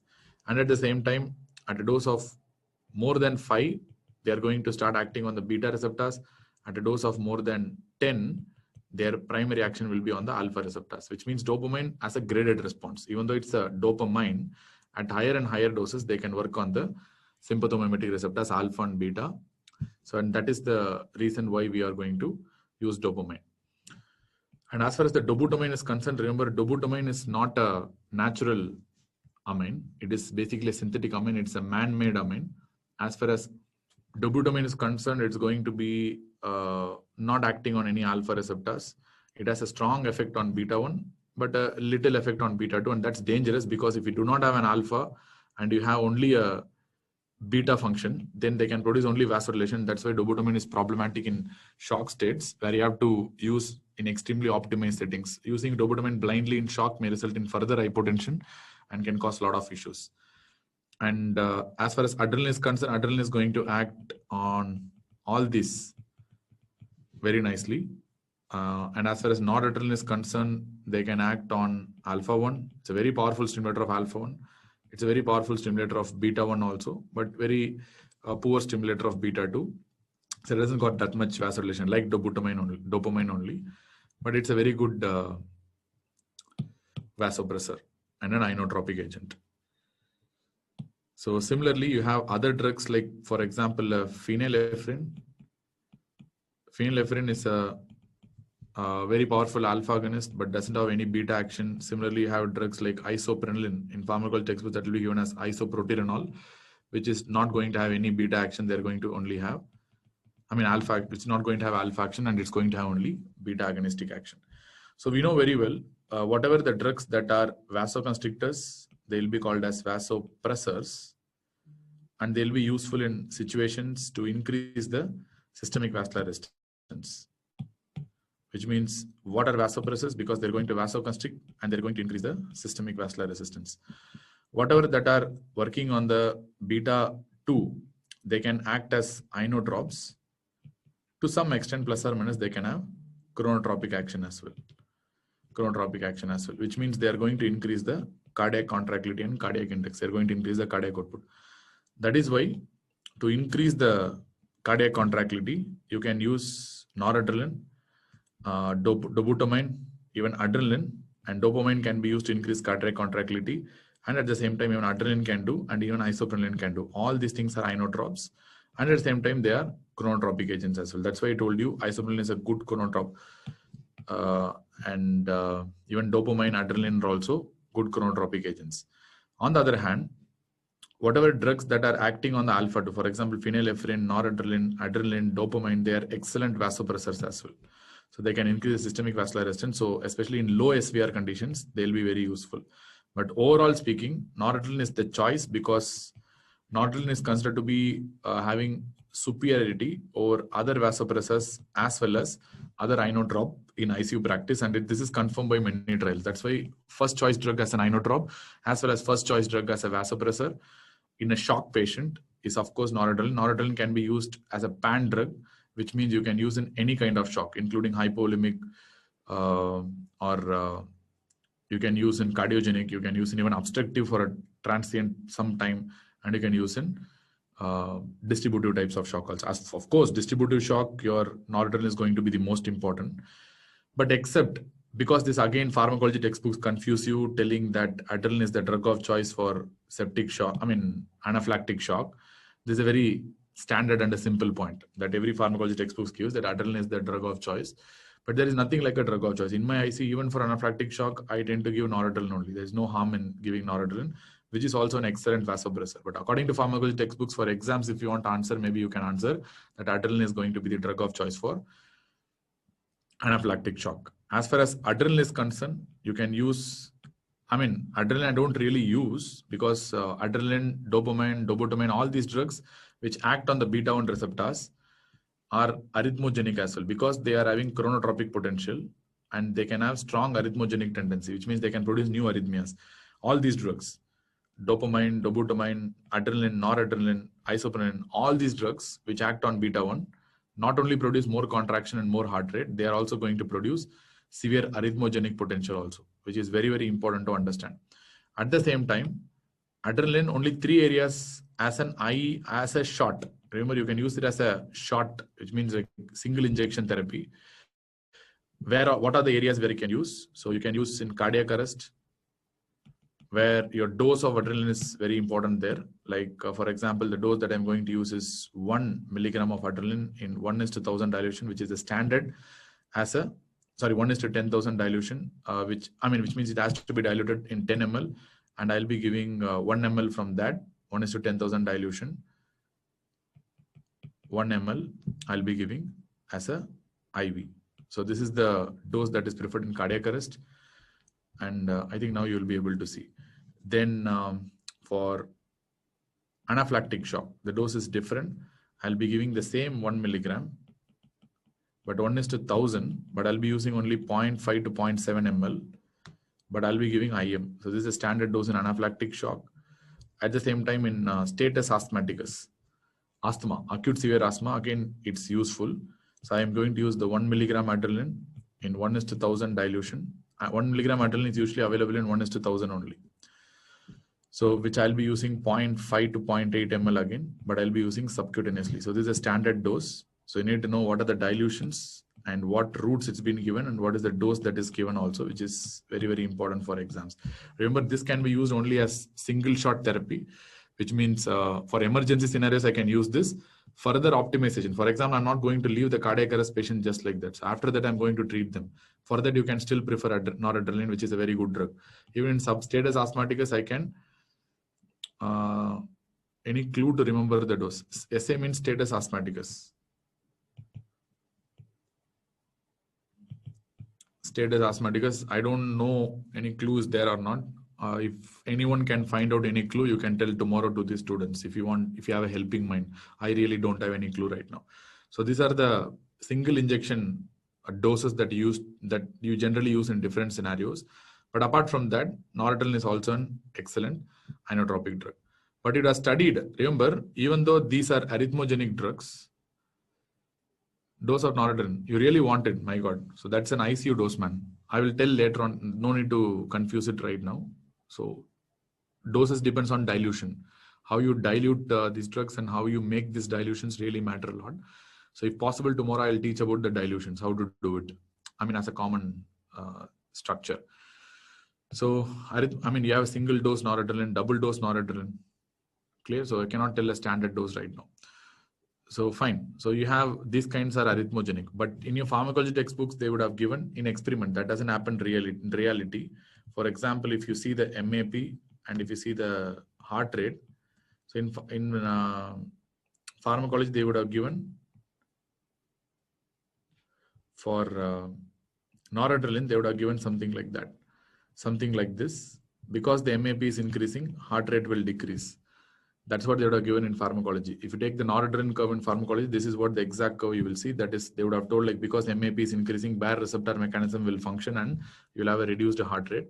But in general, remember, anything that stimulates the beta-1 are arrhythmogenic, and noradrenaline is beneficial. Why? Because despite increasing MAP, in reality, they don't reduce the BP, don't result in bradycardia and all, but they will not increase the heart rate that much compared to that other drugs, because Dopamine can significantly increase the heart rate. Adrenaline also can significantly increase the heart rate.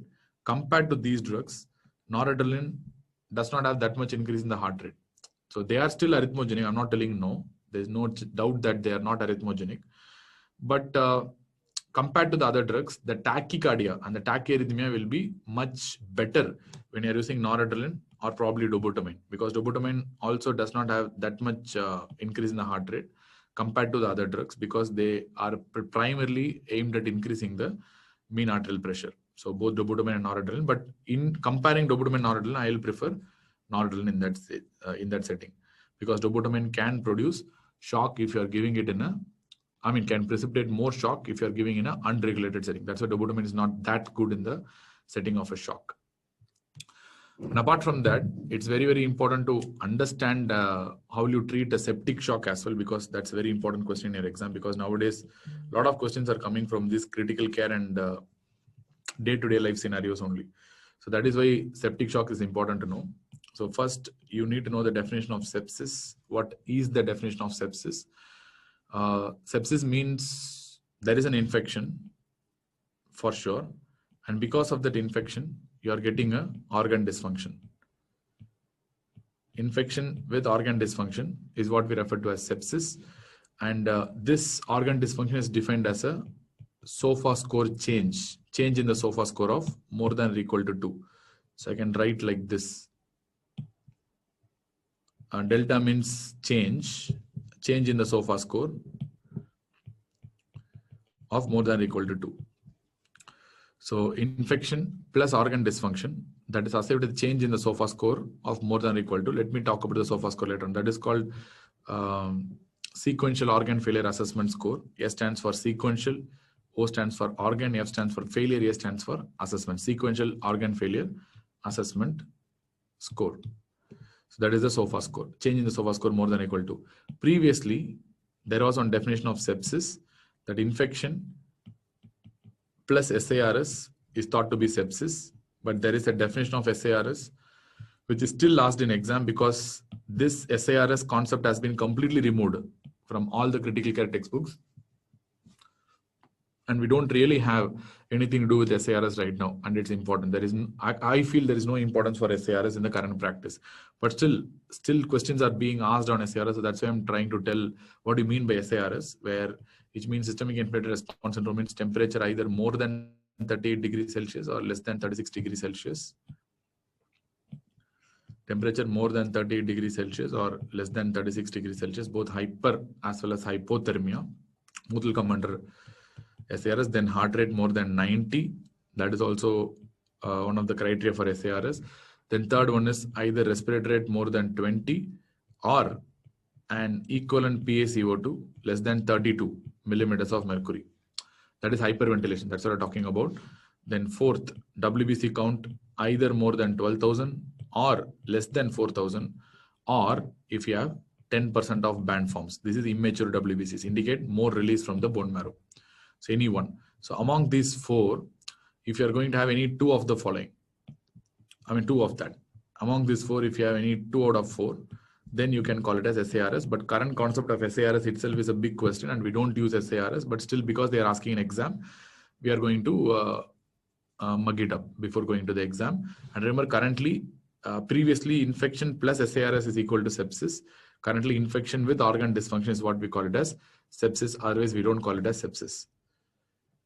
Then we have something called as septic shock. So what do you mean by a septic shock, and what is the definition of a septic shock? Ideally, if you take the community definition of a septic shock, it is circulatory dysfunction that is severe enough to cause high mortality. So this is the community definition of a septic shock.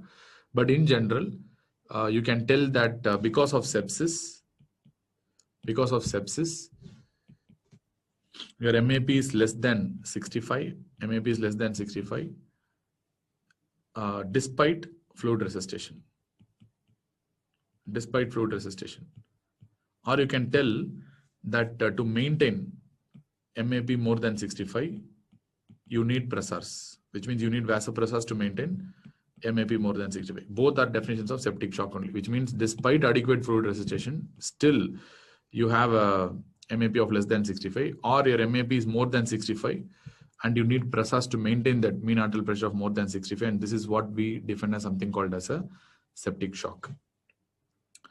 And treating a septic shock is basically quite difficult, and it should be carried out immediately. So the moment whenever you think a patient is having a probable sepsis, and usually septic patients will be grossly hypovolemic. That's very important basis of why you need to give a lot of fluids to these guys. And of course, you're going to start with fluids as the first therapy whenever you see a sepsis plus probably patients are having hypotension. So you're going to start with fluids first. And by the time you take fluids itself, you're going to take cultures at least into 2 sets. You can take blood culture sensitivity, at least 2 sets, plus or minus. You can take some targeted cultures also. Targeted culture sensitivity, like if you suspect urosepsis, you can take urinary culture. If the patient is coughing a lot, pneumonia, then you can take sputum culture if you want. But that can delay, that can be waiting. But blood culture sensitivity is very, very important. You should not miss that. At least 2 sets of blood culture is mandatory. And at the same time, don't wait for anything else. By the time, I mean, all these things should happen in the simultaneous time. You should not tell next means this. There is no order like that. When you give fluids itself, you do all these things. And after taking cultures, you will start with empirical antibiotic therapy. So empirical antibiotic, of course, it should be a broad spectrum antibiotic to start with. Then depending on the cultures, you can de-escalate. If needed, you can start with antifungal cover also, especially if the beta-D glucan levels are more than 80, which I've told you already previously itself. So depending on what is your suspicion, based on that, you can start with broad spectrum antibiotics. And remember, it is paramount importance to start antibiotics within 1 hour, which is what we refer to as something called as the golden hour in patients with sepsis. So once you have started once you have started fluids, you need to know the type of fluid that you're going to give. You're going to use fluid boluses basically. In the sense, each bolus should be approximately 30 ml per kilogram. That should be the dose of each and every bolus. And how many bolus you give, that depends. Suppose you give a bolus and the patient is resuscitated. Patient is having an MAP more than 65. MAP more than 65 with your fluid bolus. You're going to answer whether yes or no. So if yes, then you can go for maintenance fluids. Maintenance fluids, usually we give around 250 to 500 ml per hour. Transiently, once again, it should be tailored later on. You cannot keep on giving 250 ml per hour continuously for long. You should tailor accordingly. So maintenance fluids of 250 to 500 ml per hour. That's the guideline. But depending on the patient size, weight and all, you can use 100, 200 ml depending on your clinical expertise. But general maintenance fluid therapy is 250 to 500 ml per hour. Then if the patient is not getting a MAP of more than 65, then you're going to give more fluids, more fluid boluses. So in the sense like how long you will give fluids, that's the question, isn't it? Then you're going to see the MAP again, which means if you give 10 boluses, the patient may enter a volume overload state, isn't it? So how long to give fluids? The guideline clearly tells once you give fluids, if the patient develops signs of volume overload, so then in this setting, you should stop fluids. Once you give more and more fluids, there will be a point where the patient will become volume overloaded. So what can be the evidence of volume overload here?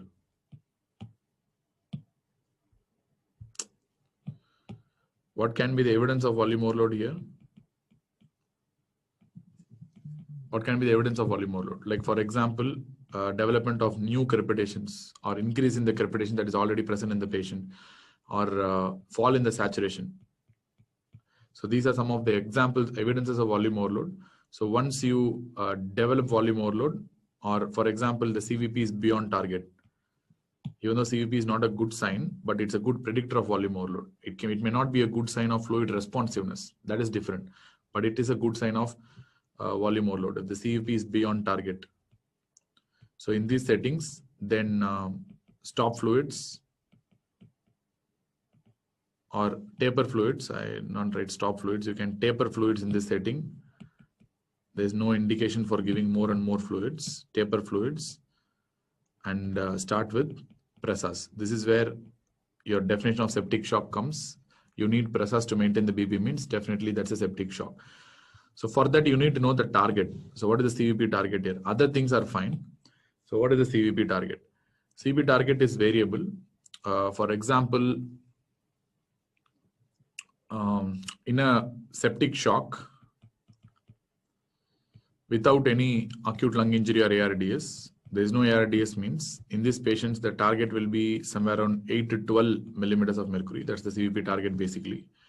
The patient is having acute lung injury or ARDS, then the CVP should be much lower, because in ARDS, using a conservative fluid is one of the keys for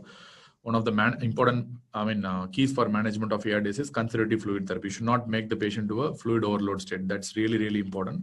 So if the patient is having severe lung injury and probably ARDS, then keep a CVP target of only 4 to 6 millimeters of mercury, which is also of paramount importance. And what are the pressors that you're going to start with? To start with, I'll be using noradrenaline or probably even vasopressin to start with. And even you can start thinking about phenylephrine. So these are the probable vasopressors I can use, or dopamine. But of course, the better is going to be noradrenaline only. So now you see MAP is more than 65 or not. After giving pressors, yes. Then optimize therapy. So maintain at that point and try to taper over time. Once the infection comes down, your pressor therapy also will come down. If MAP is still not more than 65, if it's not achieved, then you can give more pressors. In the sense, you can increase the dose of the pressors. Plus, you can think about like adding a empirical hydrocortisone. The usual dose of hydrocortisone is 50 milligram 6th hourly, or you can even give 100 milligram 12th hourly. Any one dose you can give, no problem. This is to cover something called CIRSE, that is critical illness related corticosteroid insufficiency. Because in critical illness, there will be too much of cytokine storm. Too much of counter-regulatory hormone surge will be there. They will use up all the cortisol. So there may be relative cortisol deficiency because the amount that is produced on the adrenal, even if it is normal, may not be enough. So you might be needing to give empirical hydrocortisone, which might result in improvement in the sepsis. And plus, you see the serum lactate also. If it is normal or elevated, if it is still elevated, then in this setting, you can try going for a PAC-tailored therapy. PAC-tailored therapy. Because if my serum lactate is still elevated, means I'm still having severe hypoperfusion in this setting. If I'm still, at the same time, I need more pressors to maintain the BP, my serum lactate is still high, I am not able to maintain my MAP of more than 65.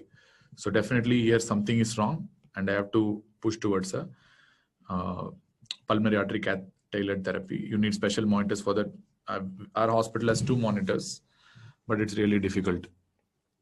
To get them very fast, but you have to, when you anticipate all these things itself, it's better to get these monitors and arrange for a pulmonary artery cath. That's the best idea. So this is how you treat the septic shock. And, what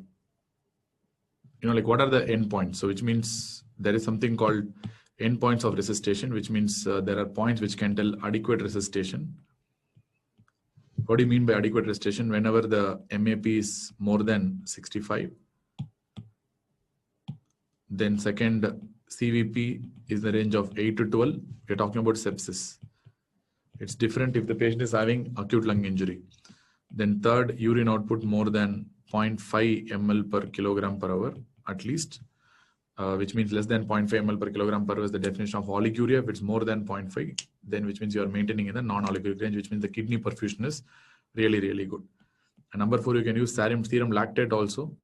Serum lactate can be used in a good way in 2 ways. Like one is if it is less than 2 millimoles per liter, Usually more than 3.5 millimoles per liter is considered to be poor prognostic because that indicates severe hypoperfusion. Less than 2 is the usual target.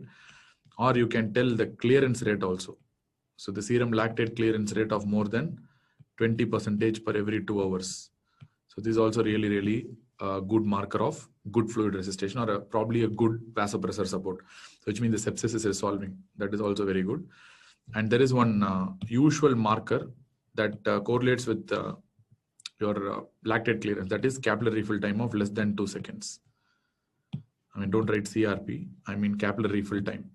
CRT of less than 2 seconds has a good correlation with the lactate clearance. That's again important. And remember, all these things can be changed based on the cardiac status, which means the cardiac failure is there. The cardiac failure is there, then it's completely different. If the renal failure is there, then it's completely different. So many things has to be changed based on different organ failures, but still this is the general overall vision of how we are going to treat a patient with a septic shock. Clear? And there is one more therapy that is coming up in patients with septic shock. That is soda bicarbonate therapy. Soda bicarbonate therapy. Soda bicarbonate therapy is currently, because this 2019 Lancet article told very clearly that soda bicarbonate can be indicated if the patient is having acute kidney injury and on renal replacement therapy, plus if they have pH of less than 7.2, then in this setting, you can use soda bicarbonate also. And clearly that has shown to reduce the mortality and increase the survival. So this is a new thing. This came up in 2019 Lancet article. I studied in 2019 in a Lancet article. So that's a good point to know. So, I mean, previously there has been a lot of confusion with regards to whether you can use soda bicarbonate or not. The patient is having a septic AK and on renal replacement therapy and having a pH of less than 7.2 is a clear-cut indication of starting a soda bicarbonate therapy. Clear? So this is how you are going to manage a patient with sepsis and septic shock. I feel shock is a very important domain to learn in your exams. I think we have discussed everything about shock. Shock is a very important domain, and you should never try to compromise on shock because very important question in exam. Any doubts in shock?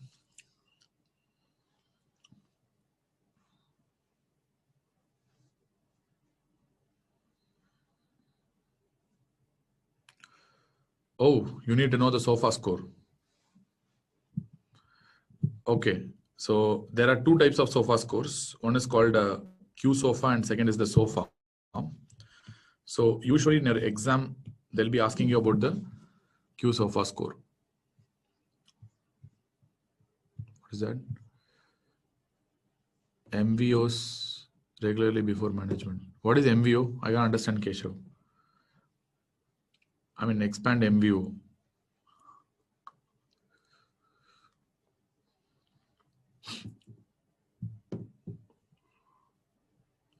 Okay, mixed venous oxygen saturation.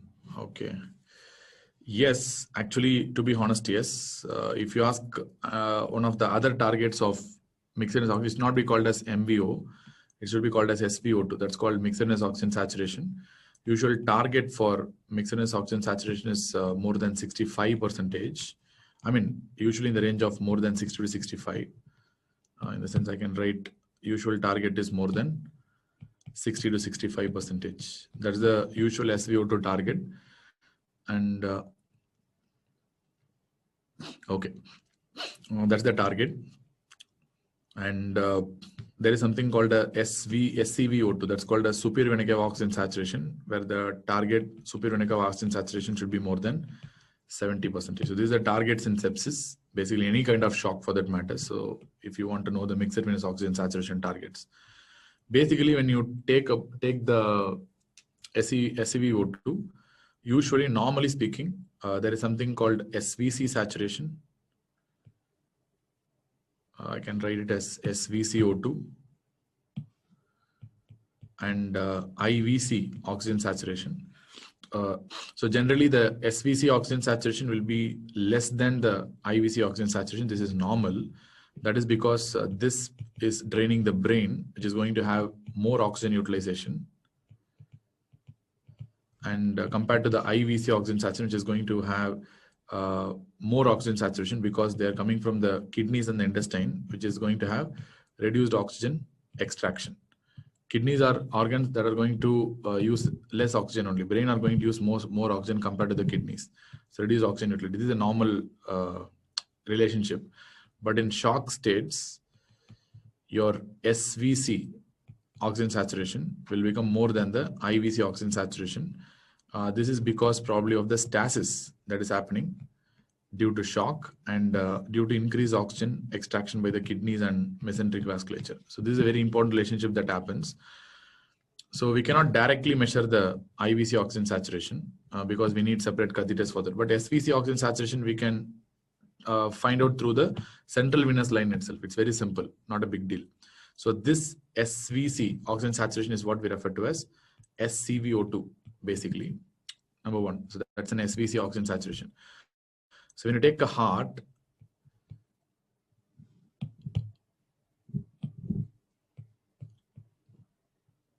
I mean, my God, why my diagrams are very bad. So when you take a heart, you know, this is the pulmonary vasculature. When you insert a Swan-Ganz, you go into the pulmonary artery. So whatever saturation that you measure in the pulmonary artery is what we refer to as a mixed venous oxygen saturation. I mean, I'm writing MVO like you. It is SVO2. That's mixed venous oxygen saturation. That's what you measure in the pulmonary artery. Whatever you measure at the SVC level will be the SCVO2. So this is what you will be measuring at the SVC level. That is SCVO2. So remember, but the blood is coming from two areas. So if you want to draw here, because the blood is coming from the IVC also. If you take this SVC and this IVC, the blood is actually reaching the heart through the SVC as well as the IVC. So generally, once the IVC blood that contains lower saturation, the time of shock, IVC blood that is having lower saturation mixes the SVC blood, the SVO2 also will be lower, but the SCVO2 will be higher. So that is the reason why in shock states, I can give a relationship like your SVCO2, that is SCVO2, will be more than the mixed venous oxygen saturation. So that is the reason why, as a very important target, for mixed venous oxygen saturation, you are keeping only 65% in shock, and your SVC saturation, you are keeping a target of 70%. And why they found out SCVO2 is because to find out this SCVO2, you need a pulmonary artery catheter, which is not really needed most of the times. So your SCVO2 also can be a good predictor of adequate resuscitation and adequate like treatment of shock. So that is why they wanted to really use SCVO2, which can be found through a central venous catheter itself. So if you are using SCVO2, then your target will be 70. And that's something very important to understand, because in exam, you clearly see what is SCVO2 or SVO2.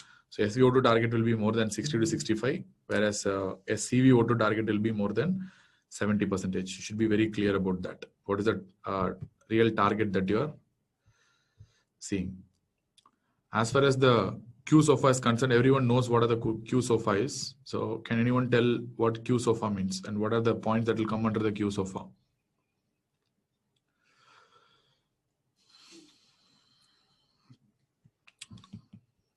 Easy, isn't it? One is, yes, respiratory rate more than 22. Then you have the altered mental status. Then your systolic blood pressure is less than 100, less than or equal to 100 millimeters of mercury. This is the Q-SOFA. 100 millimeters of mercury. I used to remember by a mnemonic called RAS. RAS is the mnemonic I remember. Respiratory rate, altered mental status, and systolic blood pressure less than or equal to 100. Anything more than or equal to 2 indicates a severe organ damage. This could be used as a triage. This score is only for triage and probably you can use for screening. But this Q-SOFA cannot be used to assess response to treatment in the ICU. So this is not useful for assessing the response to treatment. So for that only we have the SOFA score. SOFA score is the best basically. You have a lot of points with regards to SOFA score, but they'll be asking you only what are the components of the SOFA score. So SOFA score is basically, you can tell the, like that name that stands for Sequential Organ Failure Assessment Score. So that is SOFA score, right? So as far as the sequential organ failure assessment score is concerned, you're going to see different organs. For example, you can look for the pulmonary dysfunction. So lung dysfunction can be categorized based on the PaO to FaO2 ratio. And second, you can categorize the hematological abnormalities, the coagulation system, blood system, where you can use platelets as a surrogate marker. Number 3, you can use the hepatobiliary system. Liver is also one of the important organs where I'm going to use the total bilirubin as a surrogate marker for liver dysfunction. Then I can use the CNS dysfunction, neurological dysfunction, where I'm going to use the low GCS. Based on the Glasgow Coma Scale, I'm going to categorize. And finally, I can, what else is left? Brain, lung, heart, cardiovascular dysfunction. I can use the mean arterial pressure and the need for vasopressors. How much vasopressors I need. So based on that, I can tell what are the problems. And of course, I have the renal. Yes, I forgot the kidneys. Isn't it? So renal is there, where I can use the urine output and the serum creatinine, of course. So these are the components of the SOFA score, that is sequential organ failure assessment. The name itself tells, isn't it? Which means I need organs, all the organs, one by one. So based on different organ damage, different parameters will be used. And based on that, remember, if the score is, change of the score is more than or equal to 2, that indicates severe organ dysfunction. That's all. Do you understand? I think sepsis is complete. I don't think there is anything that is left in sepsis. Do you understand or not?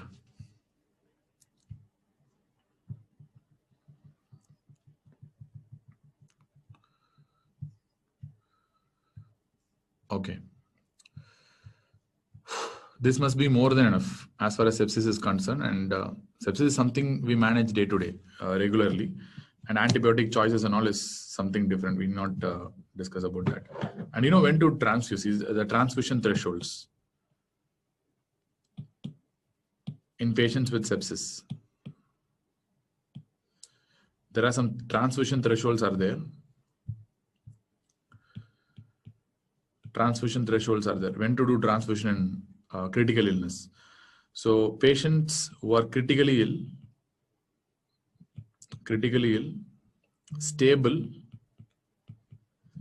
and maybe they may be bleeding or they may not be bleeding. Usual hemoglobin target is 7 grams per deciliter. Threshold is 7. If it's less than that, then you're going to transfuse them.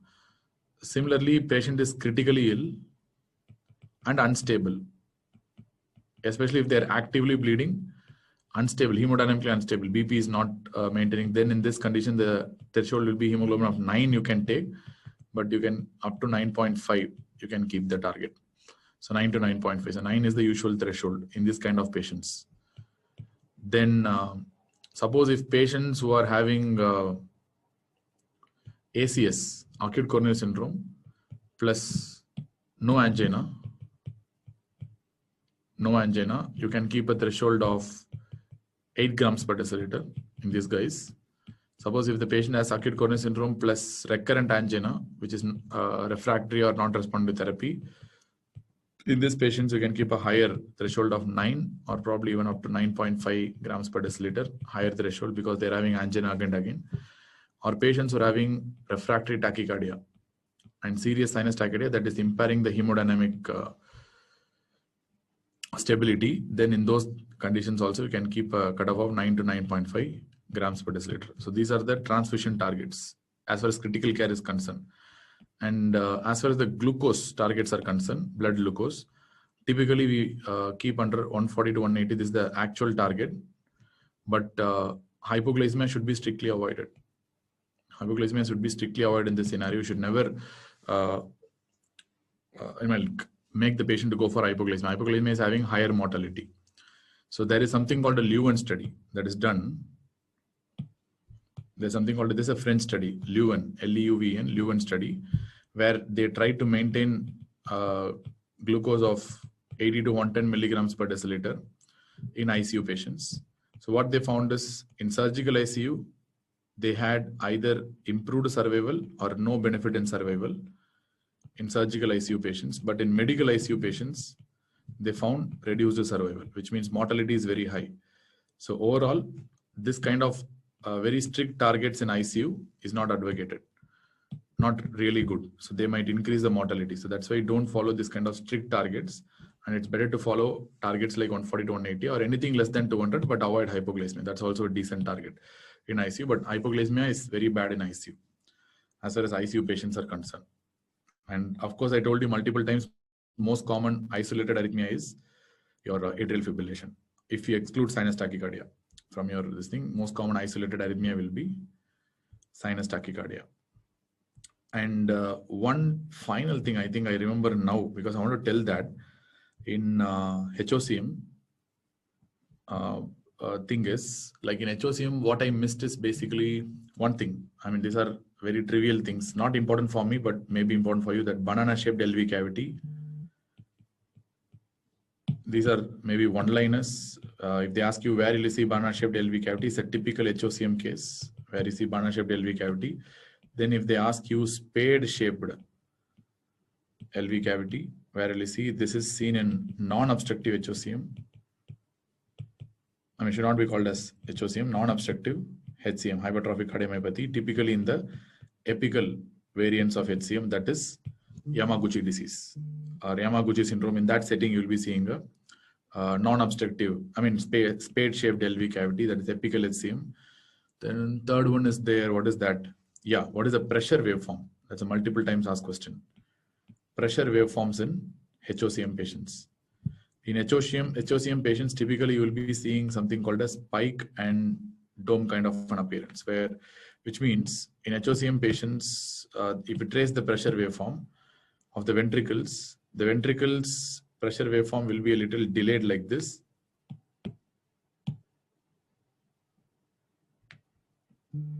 Will be delayed like this. This will be the ventricular pressure waveform. And if you take the aortic pressure waveform, there will be a rapid rise in aortic pressure waveform, and it will be something like this. So there will be of course, there will be a LV gradient. There is no doubt about that. This green shaded area is the gradient between the aorta and the left ventricle. So this black one, what I have drawn is the left ventricle, and the red one I have drawn is the aortic tracing. And of course, there will be a huge pressure gradient between the left ventricle and the aorta. We know that. And there will be a spike in the aortic pressure. That is the spike that you see. And there will be a dome in the left ventricular pressure waveform. This is what we refer to as spike and dome appearance, or spike and dome pressure waveform, that is very characteristic of HOCM. This is what you see in HOCM pressure tracings in catheter of the left ventricle. If you do, then this is what you're going to see. In this thing, you will see something differently, exact opposite. There will be a peaking of the left ventricular pressure. Then there will be a drop in the aortic stenosis, in a valvular aortic stenosis. Whereas the aortic pressure will be having a peak and then kind of a plateau, and then it will come down like this. This is the characteristic pulsus parvus et tardus with the typical anacrotic notch also. Here also you will have a pressure gradient. There's no doubt about that, because it's also a type of LVOT obstruction only. But you will not see any spike and dome appearance. Spike and dome appearance. And this is what you will see in aortic stenosis patients, valvular aortic stenosis. Valvular aortic stenosis, this is what you will see in HOCM patients. So that is spike and dome kind of a pressure waveform is very characteristic of HOCM. And whenever they ask you to differentiate between AS versus HOCM, we are talking about a valvular AS. Remember, AS is fixed obstruction. HOCM is a dynamic obstruction. It is not a fixed obstruction. We know that. And that is the reason why in aortic, when you do a dynamic auscultation, there will be audible changes. There will be so much of changes. Even if you see one HOCM patient, you will not forget it. So much of changes in the murmur will happen. But here the changes will happen to a very small extent. Usually they will be non-audible. You cannot appreciate these changes very nicely.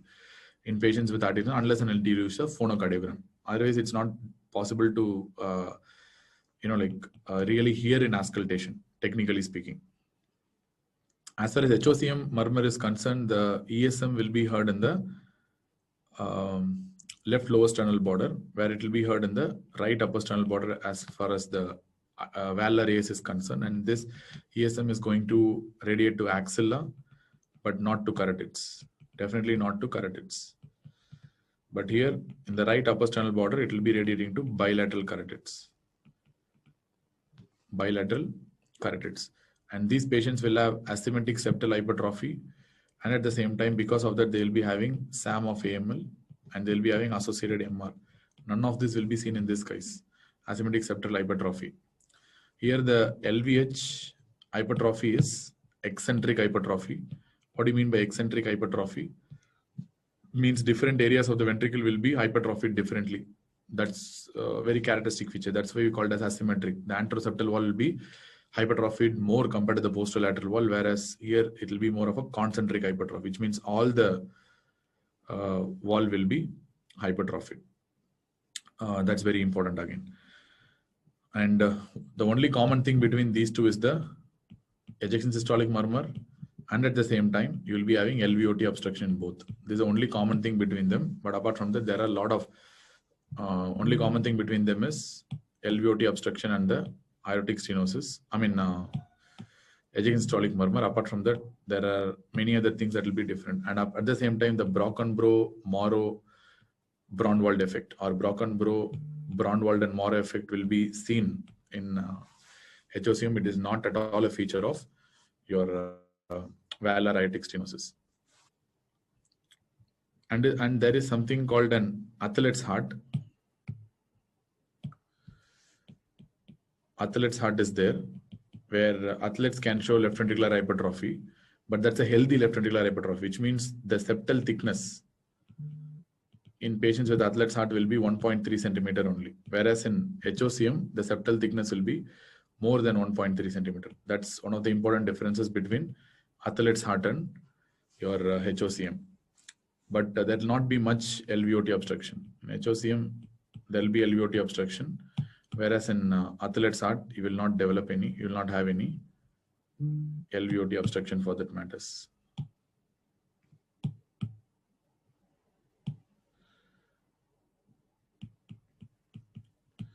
No LVOT obstruction. Do you understand?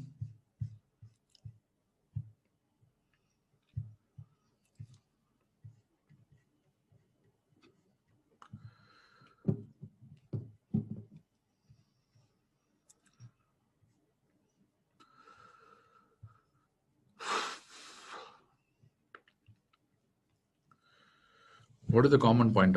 Common point is ESM and LVOT obstruction. That is the common point between them. Ejection systolic murmur and LVOT obstruction.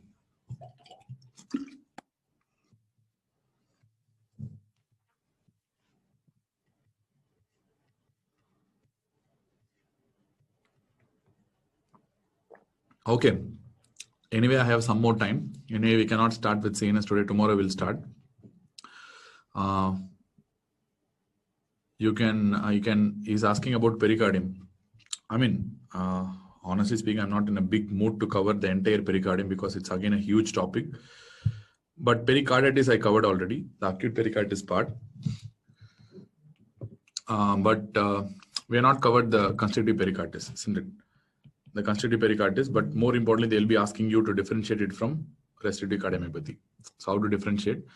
Basically, let us start differentiating. So first, as far as the examination is concerned, but remember the causes first. Restrictive cardiomyopathy, we have studied the causes already, but constrictive pericarditis, as far as India is concerned, tuberculosis is very important cause. And as far as Western countries is concerned, radiotherapy is very important. If you take the Western books, they will give radiotherapy as a commonest cause of constrictive pericarditis. That's what they would have given. Because radiotherapy is one thing that can cause both constrictive pericarditis as well as restrictive cardiomyopathy, again, which we have discussed already. Very important question exam, and they can produce, radiotherapy can produce ostial LAD stenosis also, which we have discussed already.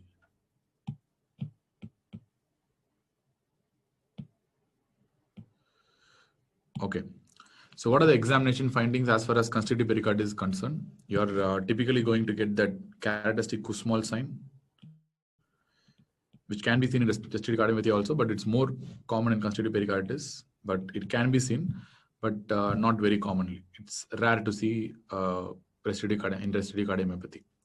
And there are two more signs that clinically you can differentiate. One is the pericardial knock.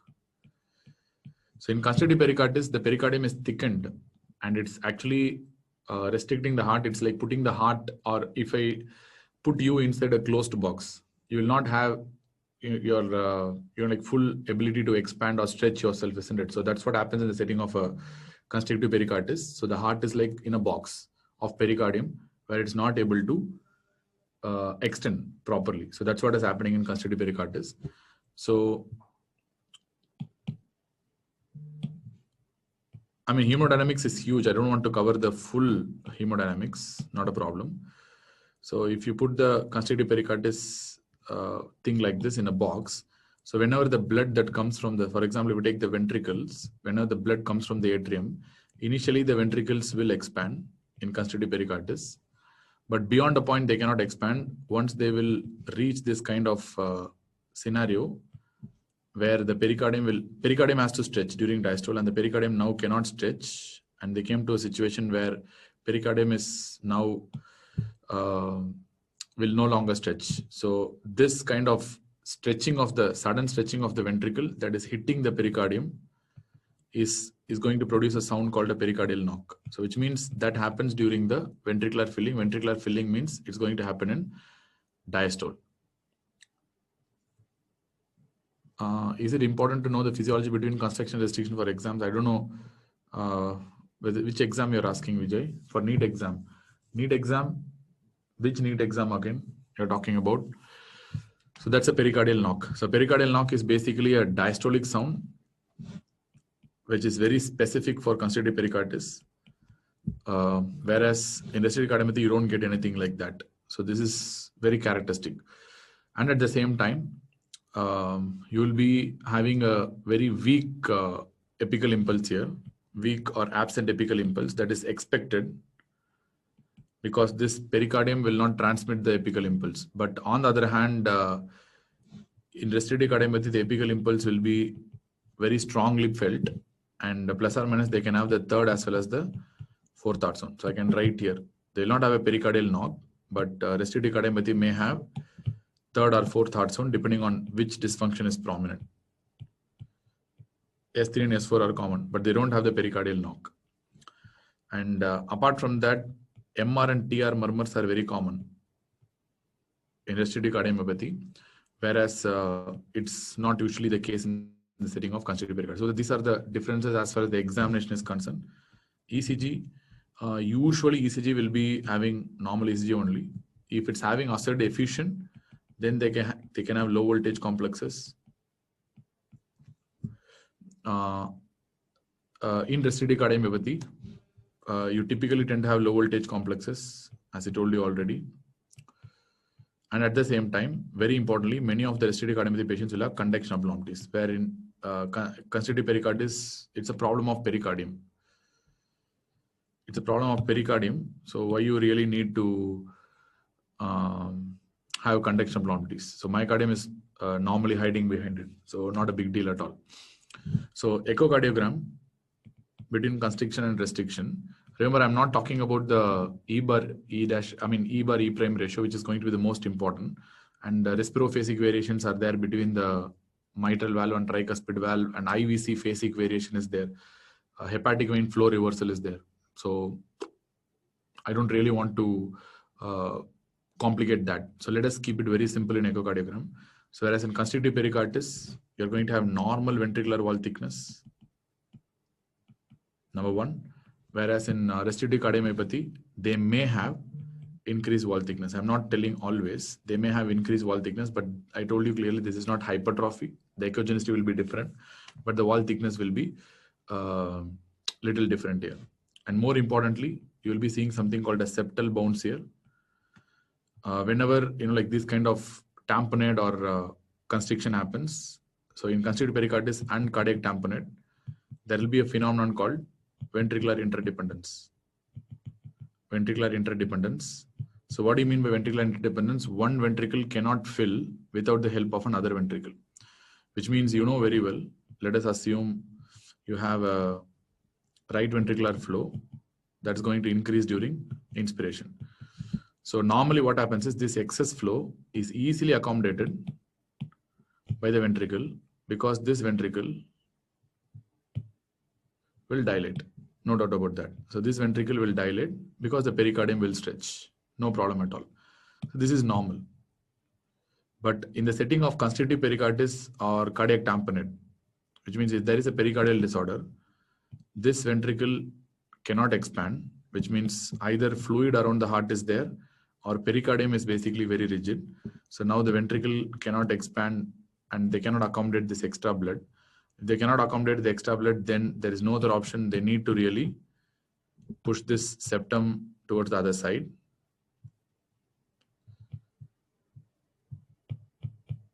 Septum towards the other side, where the septum becomes something like this. So they reduce the cavity size. So now the LV cavity size will be reduced. And probably this is one of the main reasons why you develop pulsus paradoxus, because more inspiratory fall during inspiration. This is one reason, of course. But the same thing, reverse happens during expiration. So if you take expiration, what will happen? So now the left ventricle should fill by compromising the right ventricular cavity, because once again the pericardium will not give way. So during expiration, if they want to get filled, when the flow increases during expiration to the left ventricle, so now they have to push the septum towards the right ventricular side.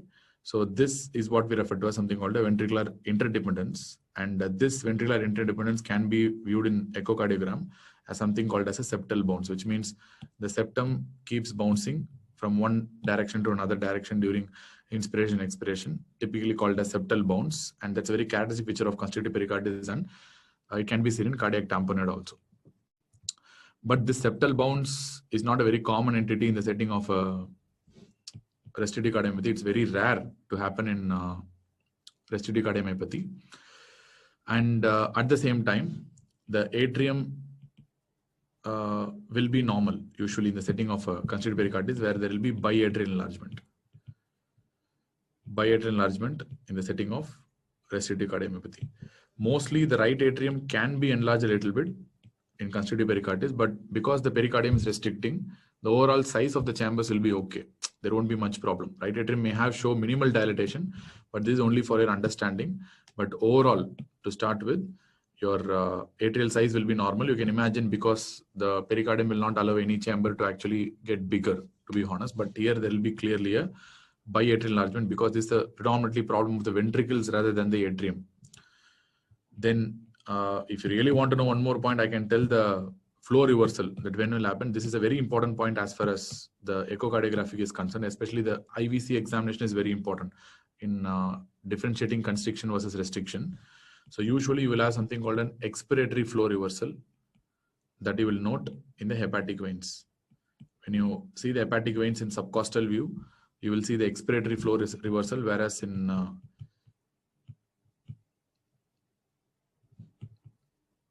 restrictive cardiomyopathy, you will be seeing something called an inspiratory flow reversal. And there is a huge deal of mechanics involved in that. And of course, you need to see the tissue velocity in the form of E bar E prime ratio, which is also going to be really important, but I don't want to complicate that. Then CT-MRI, this will be your exam question usually. So here increased pericardial thickness will be there. Usually normal thickness is less than 2 millimeter. If it is more than 4 millimeter, you call it as increased thickness. And that is really suggestive of a constrictive pericarditis. And the sensitivity of this is around 90%, and specificity is very good. But still, anything more than 4 millimeter in CT-MRI, the pericardial thickness is what you're talking about. So that is suggestive of constrictive pericarditis, and you have a normal thickness here. Normal pericardial thickness. NT-proBNP, that is the markers of volume overload, especially ventricular overload, will be usually normal in the setting of constrictive pericarditis, definitely elevated in the setting of restrictive cardiomyopathy. There is no doubt about that. And at the same time, when you do a cardiac catheterization, when you do a right heart and a left heart catheterization, typically, as I told you, in constrictive pericarditis and cardiac tamponade, there is one important thing I told you.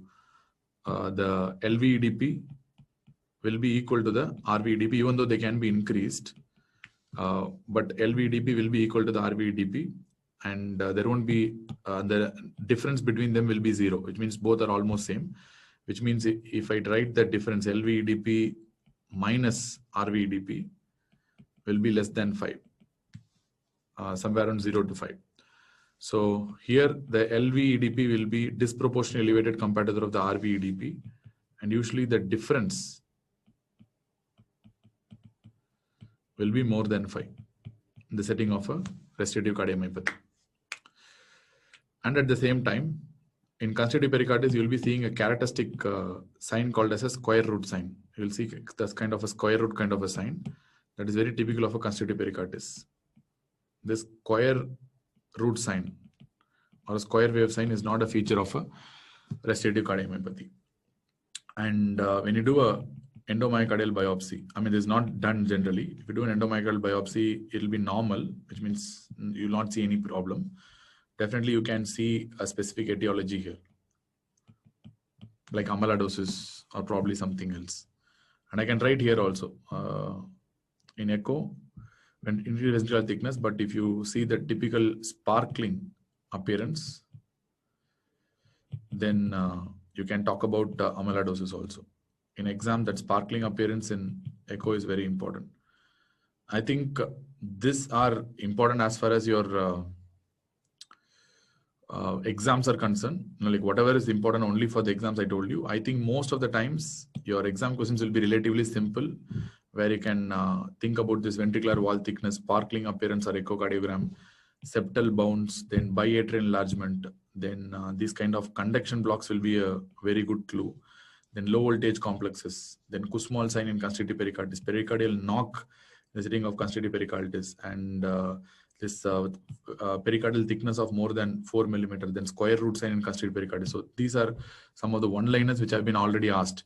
And this pressure difference they have not asked yet, and this hepatic vein flow reversal they have not asked yet. But there are many things are there, but I feel like there are still 2 more questions which can be formulated in exams where you can really go about it. But square root sign has been asked multiple times. It's a very old question also. From 2000, 2003 time they have asked. Even during my entrance exam time, they have been asking square root sign. Last asked in 2017, I think in NEET, one of the sessions of NEET, they asked this square root sign or square wave sign.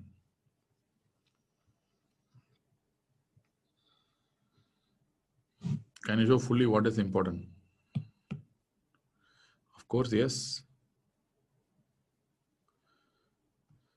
I think I pushed to the other side. Okay. Correct, no? Yeah.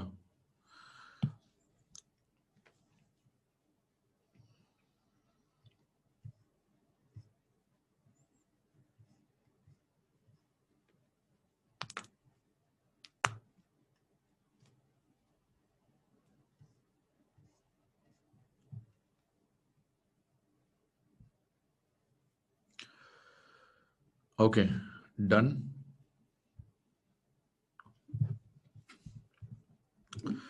Then as far as tamponade is concerned, only 2 things are important in tamponade. So the first thing is the, like most common cause. That's a very common question in exam. So what's the most common causes of tamponade? Cardiac tamponade is going to be anything that causes effusion, but usually it will be malignancy currently. That's the usual cause of tamponade. That is due to direct extension of nearby malignancy like lung cancer or probably a non-Hodgkin's lymphoma, which can be very aggressive like a mediastinal B-cell lymphoma or a DLBCL variant, which can basically extend into the heart and can produce sudden hemorrhage into the pericardium causing tamponade. Or trauma is exceedingly rare. Uremic effusions, especially when you're doing dialysis, if you treat with higher heparin, then that can result in development of sudden hemorrhage and can produce tamponade in that setting. Aortic dissection, we have discussed already, which can produce a cause of a tamponade, which I've discussed already. Then ventricular free wall rupture can produce tamponade. And many ventricular pseudoaneurysms can produce tamponade post-operative, especially cardiac procedures. Post-op cardiac surgeries can result in development of tamponades. So many conditions are there, but malignancy is supposed to be extremely common in the when you take the overall causes. Tamponade is nothing but a rapidly accumulating effusion. Rapid effusion is the tamponade. Remember, slow effusions are not dangerous basically. Even slow effusions, even if it is 300, 600 ml, not a problem. But if they ask you normal pericardial fluid, it's approximately around 50 to 125 ml. So this is a, I can write 50 to 100, 125 will be too much. 50 to 100 ml is the normal pericardial fluid. But even 25 ml of fluid, if it accumulates rapidly, that's going to be a problem. But in chronic effusions like hypothyroidism and all, you can accumulate up to 800, 900 ml also. So without any tamponade, that is underscoring the importance of the compliance of the pericardium.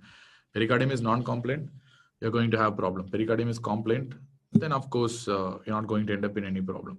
So in acute effusions, rapid accumulation of effusion will result in poorly compliant pericardium, and that is one of the important reasons of development of cardiac tamponade.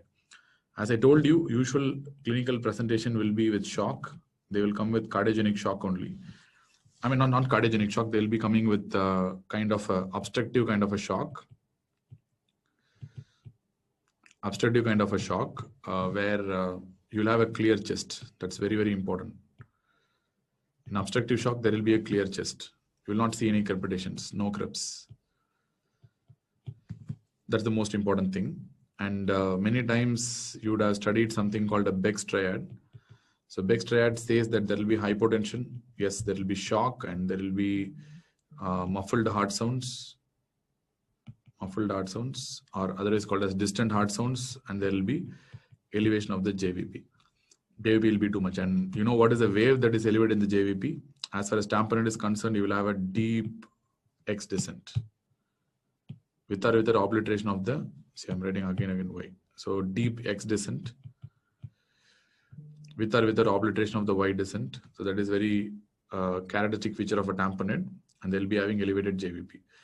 And many of the times other associated signs are pulsus paradoxus, that is due to ventricular interdependence, which is more common in the setting of tamponade compared to that of your constitutive pericarditis. They can have Kussmaul sign. But I told you multiple times, as far as exams are concerned, tamponade means answer pulsus paradoxus, and your Kussmaul sign should be answered only in constitutive pericarditis. Be very clear about that. So even though both can happen in both the settings, but frequently if they ask you, pulsus paradoxus is for tamponade and Kussmaul sign is for constitutive pericarditis, which is really, really important.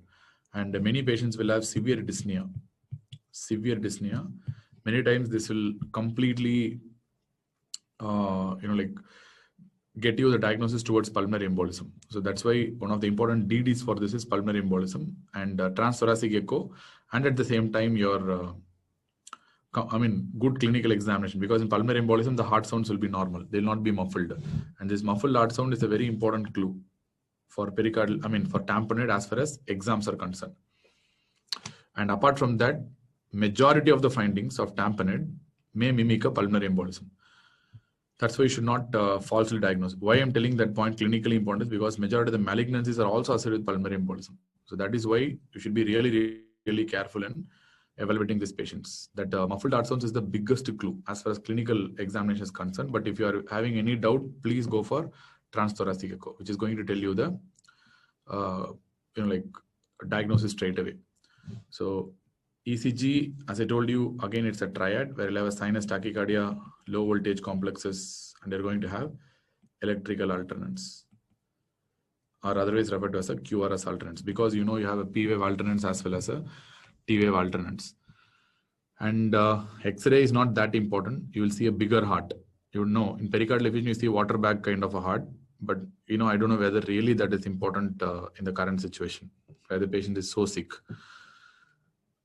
And cardiac catheterization, once again, you will be seeing that elevation of the diastolic pressure. So catheterization, all the diastolic pressure will be equal. That's called diastolic equalization. But more importantly, these pressures will be increased with increased pressures. which means in other conditions, there will be diastolic equalization, but the pressures will be okay. Including congestive pericarditis, the pressures will be okay, not that much elevated. But whenever you see diastolic equalization, that is quite normal, but with increased pressures. Usually this clue in exam goes towards a cardiac tamponade. I told you multiple times. Congestive pericarditis, mild increase can be there. But whenever in exam, they give diastolic equalization with increased pressures, like diastolic pressure of 20, 25. So usually think about a tamponade because this fluid is trying to compress on the heart even during the diastole so that the pressure inside the chambers are substantially elevated. So that's why the diastolic equalization with increased pressure. You might ask why equalization? Because fluid is going to give equal pressure around the heart. It's not going to compress only the right ventricle or the left ventricle. All the chambers will be equally pressed. So there will be diastolic equalization, but with increased pressures. That's what is important. Treatment typically is urgent, and you have to do a transthoracic echo-guided pericardiocentesis. But remember, one exception I told you, that is aortic dissection. You should not do a pericardiocentesis in aortic dissection. If you suspect an aortic dissection, or probably if you suspect a myocardial rupture, like a free wall rupture, in that setting, it's better to avoid pericardiocentesis, because if it's a myocardial rupture, if you remove the fluid, it's going to accumulate again because there is a hole in the heart. Similarly, if you have aortic dissection, if you remove, your blood is going to come again because it's an aortic, a hole is there, hole in the aorta is there. So except in myocardial rupture and aortic dissection, you can do pericardiocentesis in all the other cases. That is going to be the most important. So this is all about the cardiac tamponade. And probably Madhusudan has asked the last topic, maybe 10 minutes, I'll tell you on cardiac biomarkers. Only the important points with regards to biomarkers I'll teach you.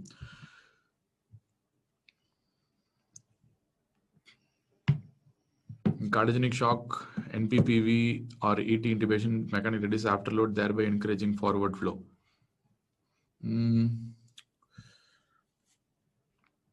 Not exactly. I'll come back to that. Probably okay, but not exactly. In certain, again, it depends on the situation, not in all patients. Biomarkers. So as far as biomarkers are concerned, we know what are the biomarkers. We have myoglobin as a very important biomarker. We have LFABP, that's liver type. So when you have HFABP, that is heart type fatty acid binding protein. Then we have the LDH, then we have the CKMB, that is creatine kinase MB. Then finally we have the TROP. Troponin, you have I and T, even though, no guidelines suggest I, but it's a common commercial thing that I is supposed to be more specific and sensitive compared to that of troponin T. That's why we use I always. But guidelines tell whether you use I or T, the mortality change is not there, even though specificity is more towards troponin I. But mortality-wise, there is no difference whether you use a troponin I or troponin T. Outcome is the same. So myoglobin is supposed to be the earliest marker, and both myoglobin and HFABP are supposed to rise within 30 minutes. That's why they are early. But the problem is they are poorly specific. They are limited by poor specificity. As far as the LDH is concerned, the problem is it's very late in its rise. And at the same time, it's extremely having poor specificity, and 5 isoforms are there. Normally, LDH2 is more than LDH1. This is normal. Whereas in the setting of a myocardial infarction, your LDH1 will become more than LDH2. And that is what we refer to as a LDH flip. And that's not important. Nobody is going to use LDH for the diagnosis of myocardial infarction. CKMB as such, the only thing is it returns to baseline. The only advantage is it returns to baseline in 48 to 72 hours, which means it's been proposed as a marker of reinfarction. But again, it's limited by its poor specificity compared to troponin. So now finally, what we left with is troponin, which is the most important marker as our common practice is concerned, because troponins are the ones that are going to have extremely high sensitivity and extremely high specificity. What troponin really means? Troponin means, because of their extremely high sensitivity, troponin means not MI. Troponin means cardiac injury. That's all. Troponin means there is some sort of cardiac injury, but it's not specific for MI. It's specific for any cardiac injury. Anything that causes cardiac injury will evaluate the troponins. Similarly, troponin elevation at any cost is a poor prognostic sign. In the sense, like in sepsis, if you get troponin elevation, it's poor, mortality is high. In kidney disease, you have high troponin, mortality is high. Any situation, if you have a high troponin, it indicates a cardiac damage due to some reason, and that's going to result in, that's going to result in a high mortality rate only. As far as troponins are concerned, let us now discuss only with the base of troponins, even though you can use any cardiac biomarker. If you ask about the definition of myocardial infarction, whenever you call about an MI, it is ischemic.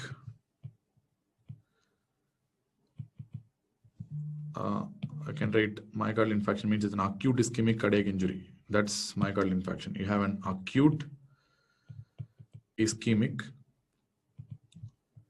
cardiac injury. So this is myocardial infarction basically. So how will you tell it is ischemic? You cannot tell based on troponins, but clearly you can tell cardiac injury with troponins. Whenever you have elevated troponins, you can tell it's definitely a cardiac injury for sure, because it's extremely specific compared to other markers. When you call it as acute, whenever there is a rise and fall of cardiac markers.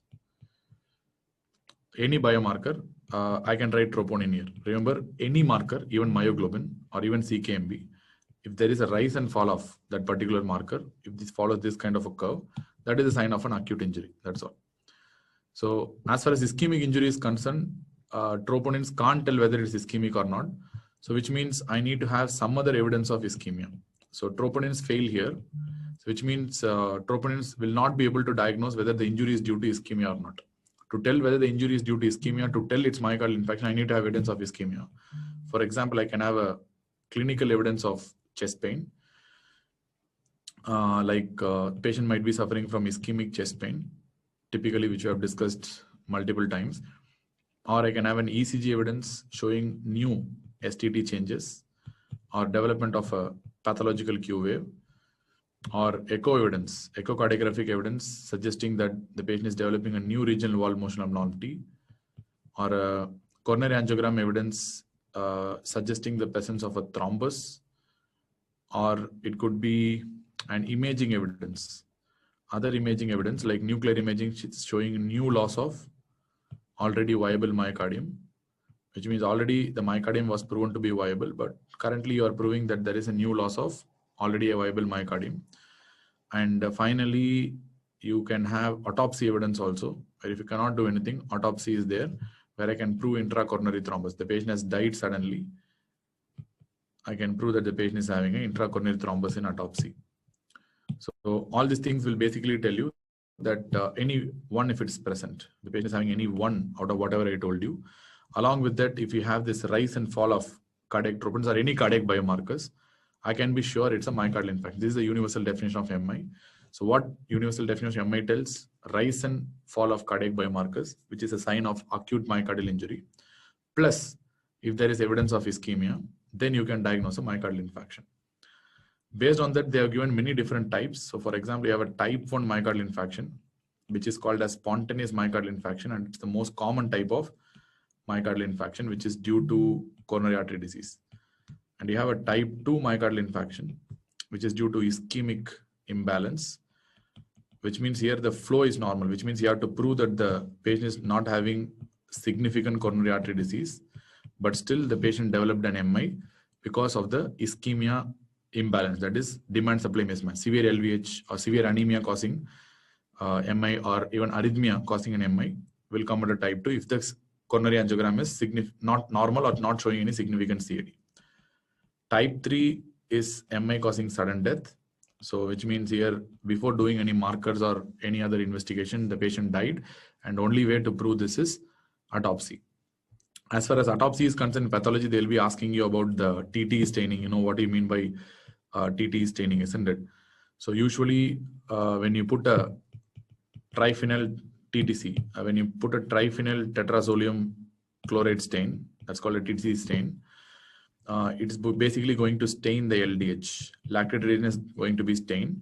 So you know very well it's going to stain red. So whatever areas that is not infarcted will be stained red basically.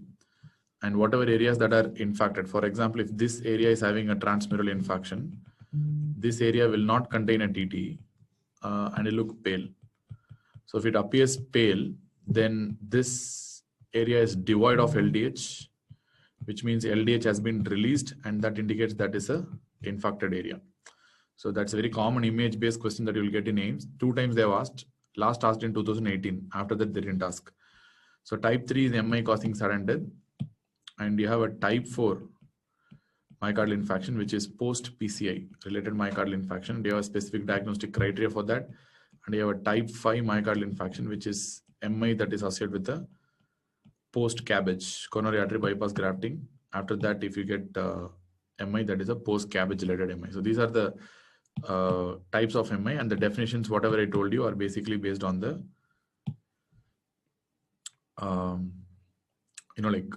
fourth universal definition. Fourth universal definition came in 2018. And you have rise and fall of cardiac markers. Basically speaking, for example, let us assume this is the threshold of troponin. This is a troponin threshold to tell that it is elevated.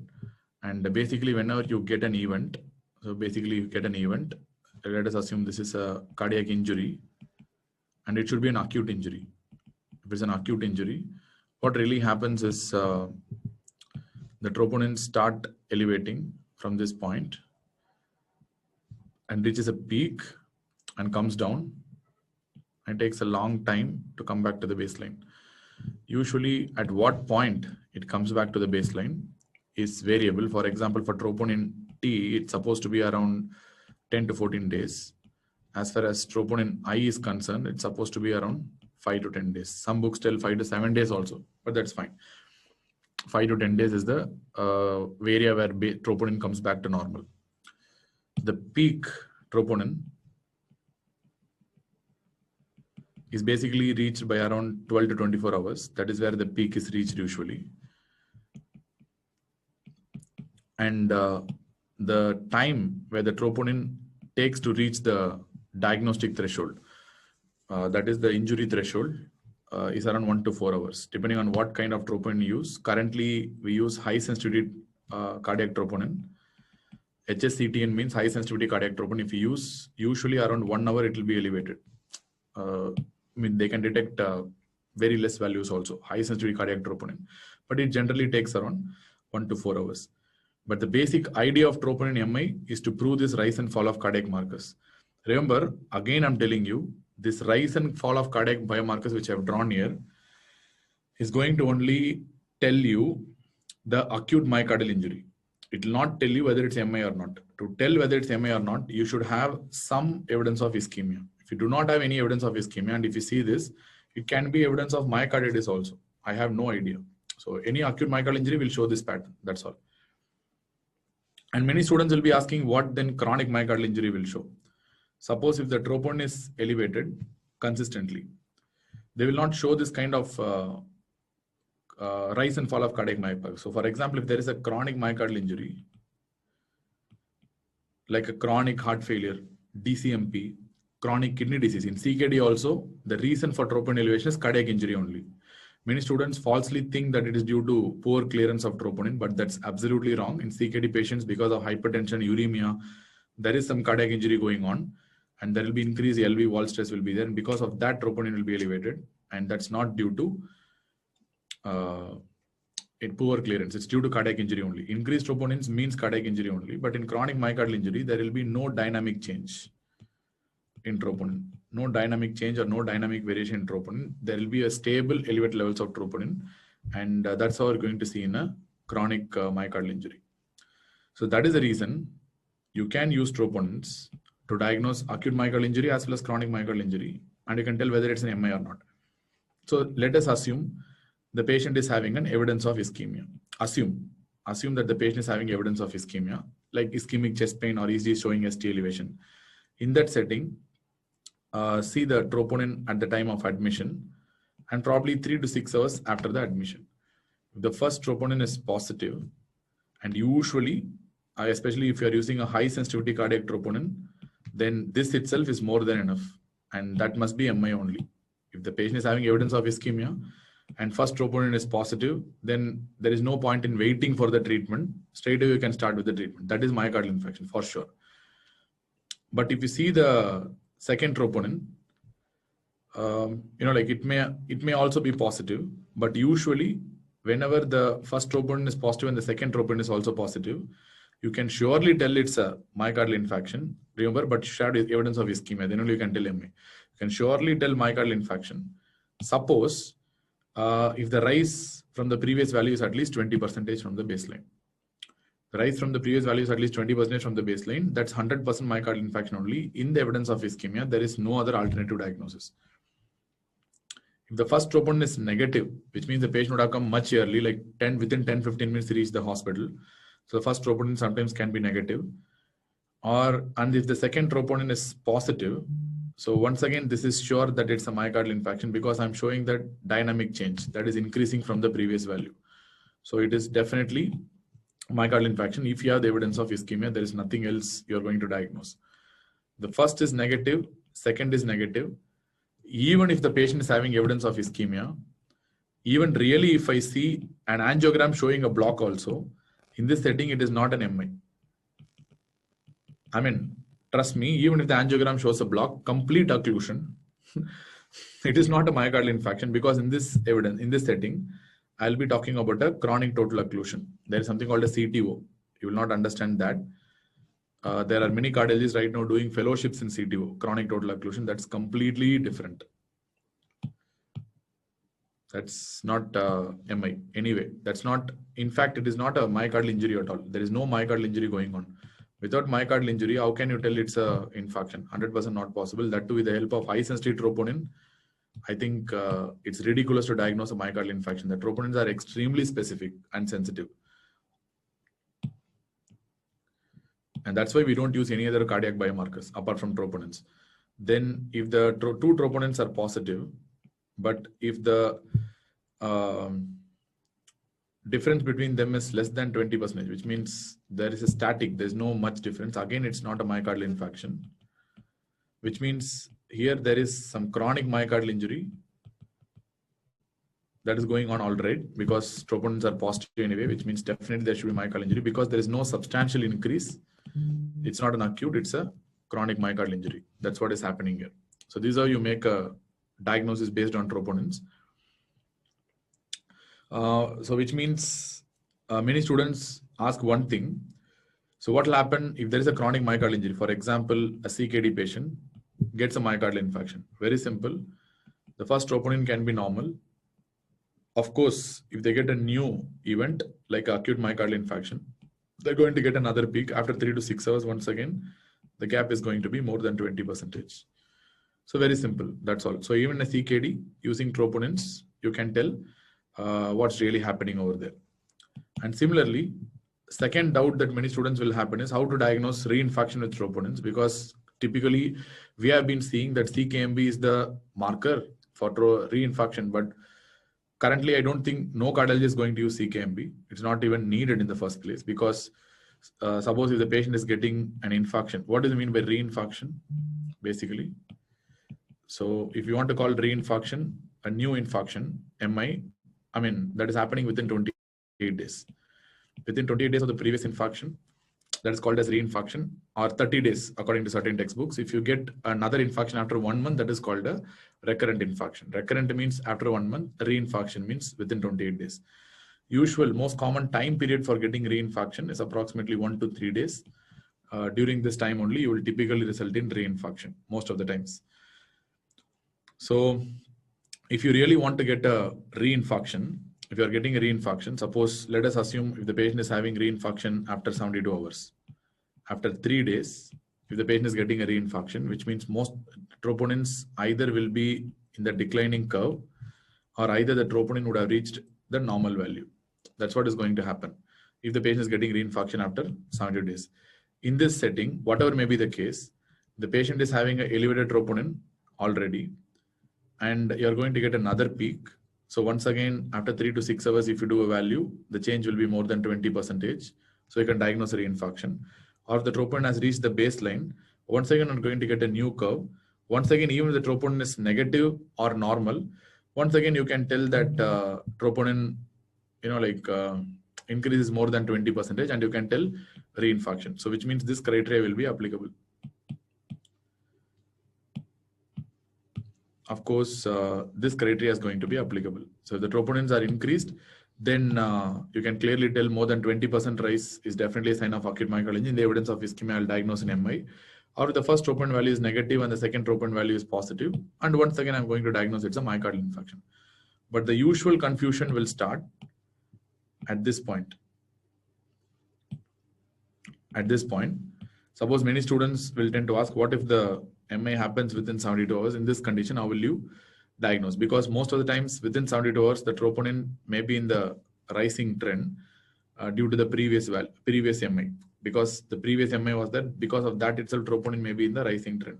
How will you know that the new peak that you're getting is due to the previous MI or due to the current MI? That is why all the guidelines are very clear. If the MI, repeat MI or reinfarction happens within 72 hours, no cardiac biomarker. For that fact, even your CKMB is also not useful. No cardiac markers will be useful in this setting. You have to diagnose based on other investigations only. In the sense like coronary angiogram, or you have to take the patient for repeat coronary angiogram, new STD changes in the ECG, echocardiogram showing new RWMA. So based on that only you can diagnose. Other than that, it's not possible to diagnose a new reinfarction that is happening within 72 hours. If the new reinfarction happens after 72 hours, the same criteria will apply. If the first troponin is elevated, then the second troponin should be more than 20% from the baseline, from the previous value. The first troponin is normal, then the second troponin should be just positive. That's more than enough to tell that the patient is having a new myocardial infarction. As simple as that. Within 72 hours, it's not possible to diagnose a reinfarction. That is why if you read line by line very carefully, that's a beautiful article, the fourth universal definition of myocardial infarction by ACCHA. Line by line, if you read, they would have given so superb lines. So for example, they would have given, if the troponins are falling, if the troponins are stable, which means the troponins are in the same level, or the troponin levels are falling, then your increase in the troponins by 20% from the previous value after 3 to 6 hours is a criteria for diagnosing the myocardial infarction. Or if the troponin levels are already normal, then in that setting, the same criteria for new myocardial infarction will apply, which means if the first value is normal, if the second value is positive, you can diagnose a myocardial infarction. And next thing they would have given, if the troponin levels are rising and not falling or stable. If it's falling or stable, then the 20% value will be applicable. If it is negative, then again second value, if it's positive, it is applicable, or second value, if it's negative, you are ruling out a myocardial infarction. But if the troponin levels are already elevated, and if it's rising, then in that setting, troponins are not useful. For that matters, none of the cardiac biomarkers are useful. That's a very beautiful line they have given. So you can diagnose reinfarction using troponins itself. That is why, more importantly, there is something called as troponin. This is the last point I need to tell. Troponin density and the troponin amount or troponin velocity. So many things are coming up. So this underscores the importance of serial cardiac troponins. Serial cardiac troponins, which is very, very important. For example, if you are seeing a myocardial infarction patient, for example, let us assume this is an untreated myocardial infarction. So this is going to be like this. This is the peak. For example, if you take the myocardial infarction patient who has been treated with PCI. So this is going to be the troponin curve. So this is a patient who has underwent a PCI. This is a patient who has not underwent a PCI. So if you see a patient who has underwent a PCI, he's having a higher peak. He's having a higher peak. But on the other hand, if you see the net amount of troponin, so this is the area under the curve. You see the net amount of troponin, that is the area under the curve, it's actually much lesser compared to patient who has not gone for a PCI. So that's very important. Remember, probably why PCI patients are reaching a higher peak, probably during PCI you occlude a balloon. Once you occlude a balloon, transiently flow will be stopped. That's creating more myocardial injury, all right. But at the same time, at the end of PCI, you're establishing the flow back again. So that will reduce some area of the infarct so that overall area of the curve will be reduced, and the amount of troponin, total amount of troponin that is released from the myocardium is much lesser. But if the patient has not gone for a PCI, then the peak may be less, but the overall amount of troponin that is released is actually quite very, very high if you take the overall curve. So that is the reason why peak is not a very important indicator. Previously, we thought that peak is a very important indicator of severity, but currently it is very clear that peak is not a very important indicator of severity. Instead, the total amount of troponin that is released is predictable of the severity. That also underscores why you need to treat very early. If you treat very early with a PCI, reinfarction is something very easy to pick up, because if you treat early, the troponin will reach the baseline very early. If you don't treat the patient early, then the troponin will fall very late only. Then again, it creates a confusion, reinfarction and all. So that is the reason why the ACHA is very clear in its guideline. If you treat with the PCI, troponins will fall much early, which means if the troponins are in the descending limb or if the troponins have become normal, it becomes very simple to diagnose reinfarction, just 20% rise from the previous value, or if it's become normal, then just second value that is positive is enough to diagnose a reinfarction. If you don't treat with PCI only, then you're going to end up in a soup, or if you don't treat with any treatment at all, then it's going to be a problem because it's going to come very late and other confusions will start. If you treat with the PCI, it becomes really, really simple. Because the troponins will fall much early, all the troponins at the time of reinfarction will be in the descending curve only. So confusion will not be there, and you can easily diagnose the reinfarction also. And at the same time, one more important point with regards to troponin is that what I was about to tell. Yeah, that this also underscores the importance of doing a serial troponin, because serial troponin is going to be extremely helpful in diagnosing reinfarction. Serial troponin is extremely helpful in predicting the severity. Serial troponin is important for constructing this kind of curves and all. So at least that is the reason why troponins will be done every 6 hours. In any patient with myocardial infarction, troponins we tend to do every 6 hours until the patient is recorded, especially if the patient is going for a PC. That's really, really important to construct this kind of a curve and see the troponin density, velocity, area onto the curve and all this stuff. That's why serial troponins are the key here. And there is one important guideline that tells you how to diagnose a post-PCI-MI. Post-PCI-MI is something very difficult to diagnose, because I told you PCI itself will inflict some form of cardiac injury. PCI itself will inflict some form of cardiac injury, in the sense that when you're inflating the balloon, there will be a transient ischemia that will produce some sort of cardiac injury. At the same time, there will be some element of reperfusion injury also. So that can also create some sort of injury. So which means definitely troponins will elevate after PCI. So to diagnose a post-PCI related myocardial infarction, it becomes extremely difficult, because PCI itself can increase the troponins. So how can you diagnose post-PCI related MI? They told like one value that is mandatory is minimum troponin should be more than 5 times the upper reference range. So it should be more than that. Plus, at the same time, if the troponins are falling, or if the troponins are falling, or the troponins are stable, then your criteria of more than 20% is applicable. If the troponins are negative, then second value become positive is enough to diagnose an MI. If the troponins are in the rising trend, then you don't know what to do in this setting. So same guideline will apply, but only thing is you need to know that this value is asked in one of the AIIMS exam, more than 5 times the upper limit of normal is mandatory to diagnose a, this is the basic cutoff to diagnose a post-PCI related MI. Especially, this is important, especially if the MI happens within 48 hours. That is peri-PCI related MI. And whether peri-PCI related MI is, there is an entity or not is another confusion, but this is the limit and that you have to know really. Same cutoff, if the values are falling or if the values are stable, then this rule will apply, 20% rule. If the first value is negative, then second value just positive is more than enough. The first value is rising, we don't know how to diagnose. It's not possible. The first value itself is in the rising curve of troponin. We can't really diagnose post-PCI related MI. It's very difficult to diagnose. But most importantly, you need to know that 5 times the upper limit of reference, and that's a mandatory criteria to diagnose the peri-PCI related MI. Especially if you want to diagnose MI within the first 48 hours, that's really, really important. Then second, for post-cabbage related MI, they gave another cutoff where if it's more than 10 times the upper limit of normal, upper limit of reference range, this is a mandatory criteria. Plus, same thing will apply. Whatever I told you till now, that will be applicable.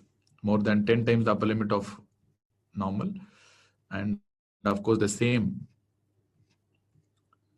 criteria will be applying there. So this is as far as troponins are concerned, but for exams, I think this 10 times and 5 times is going to be more important. That values, the numbers are going to be more important. And now you know how to diagnose the troponin, what is the importance of troponin.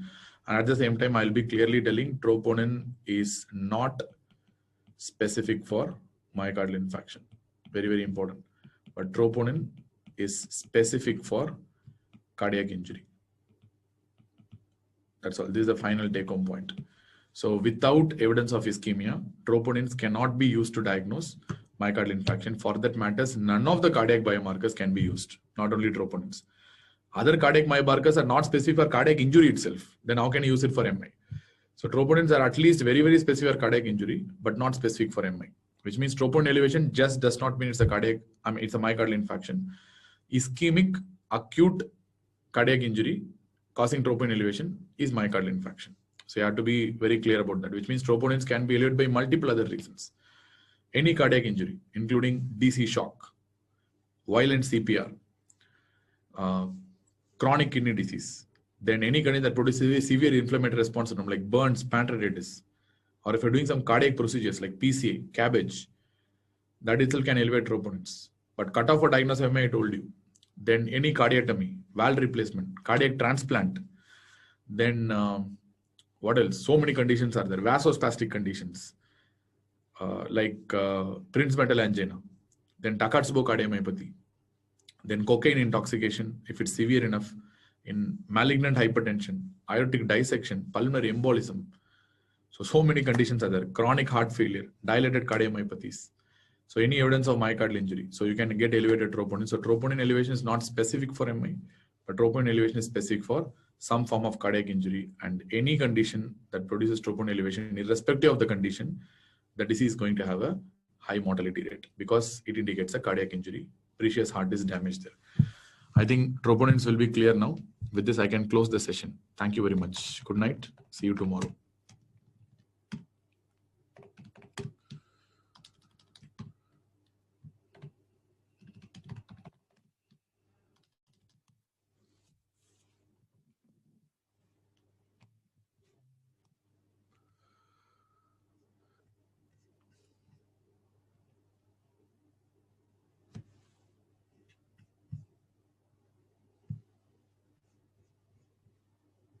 Bye-bye.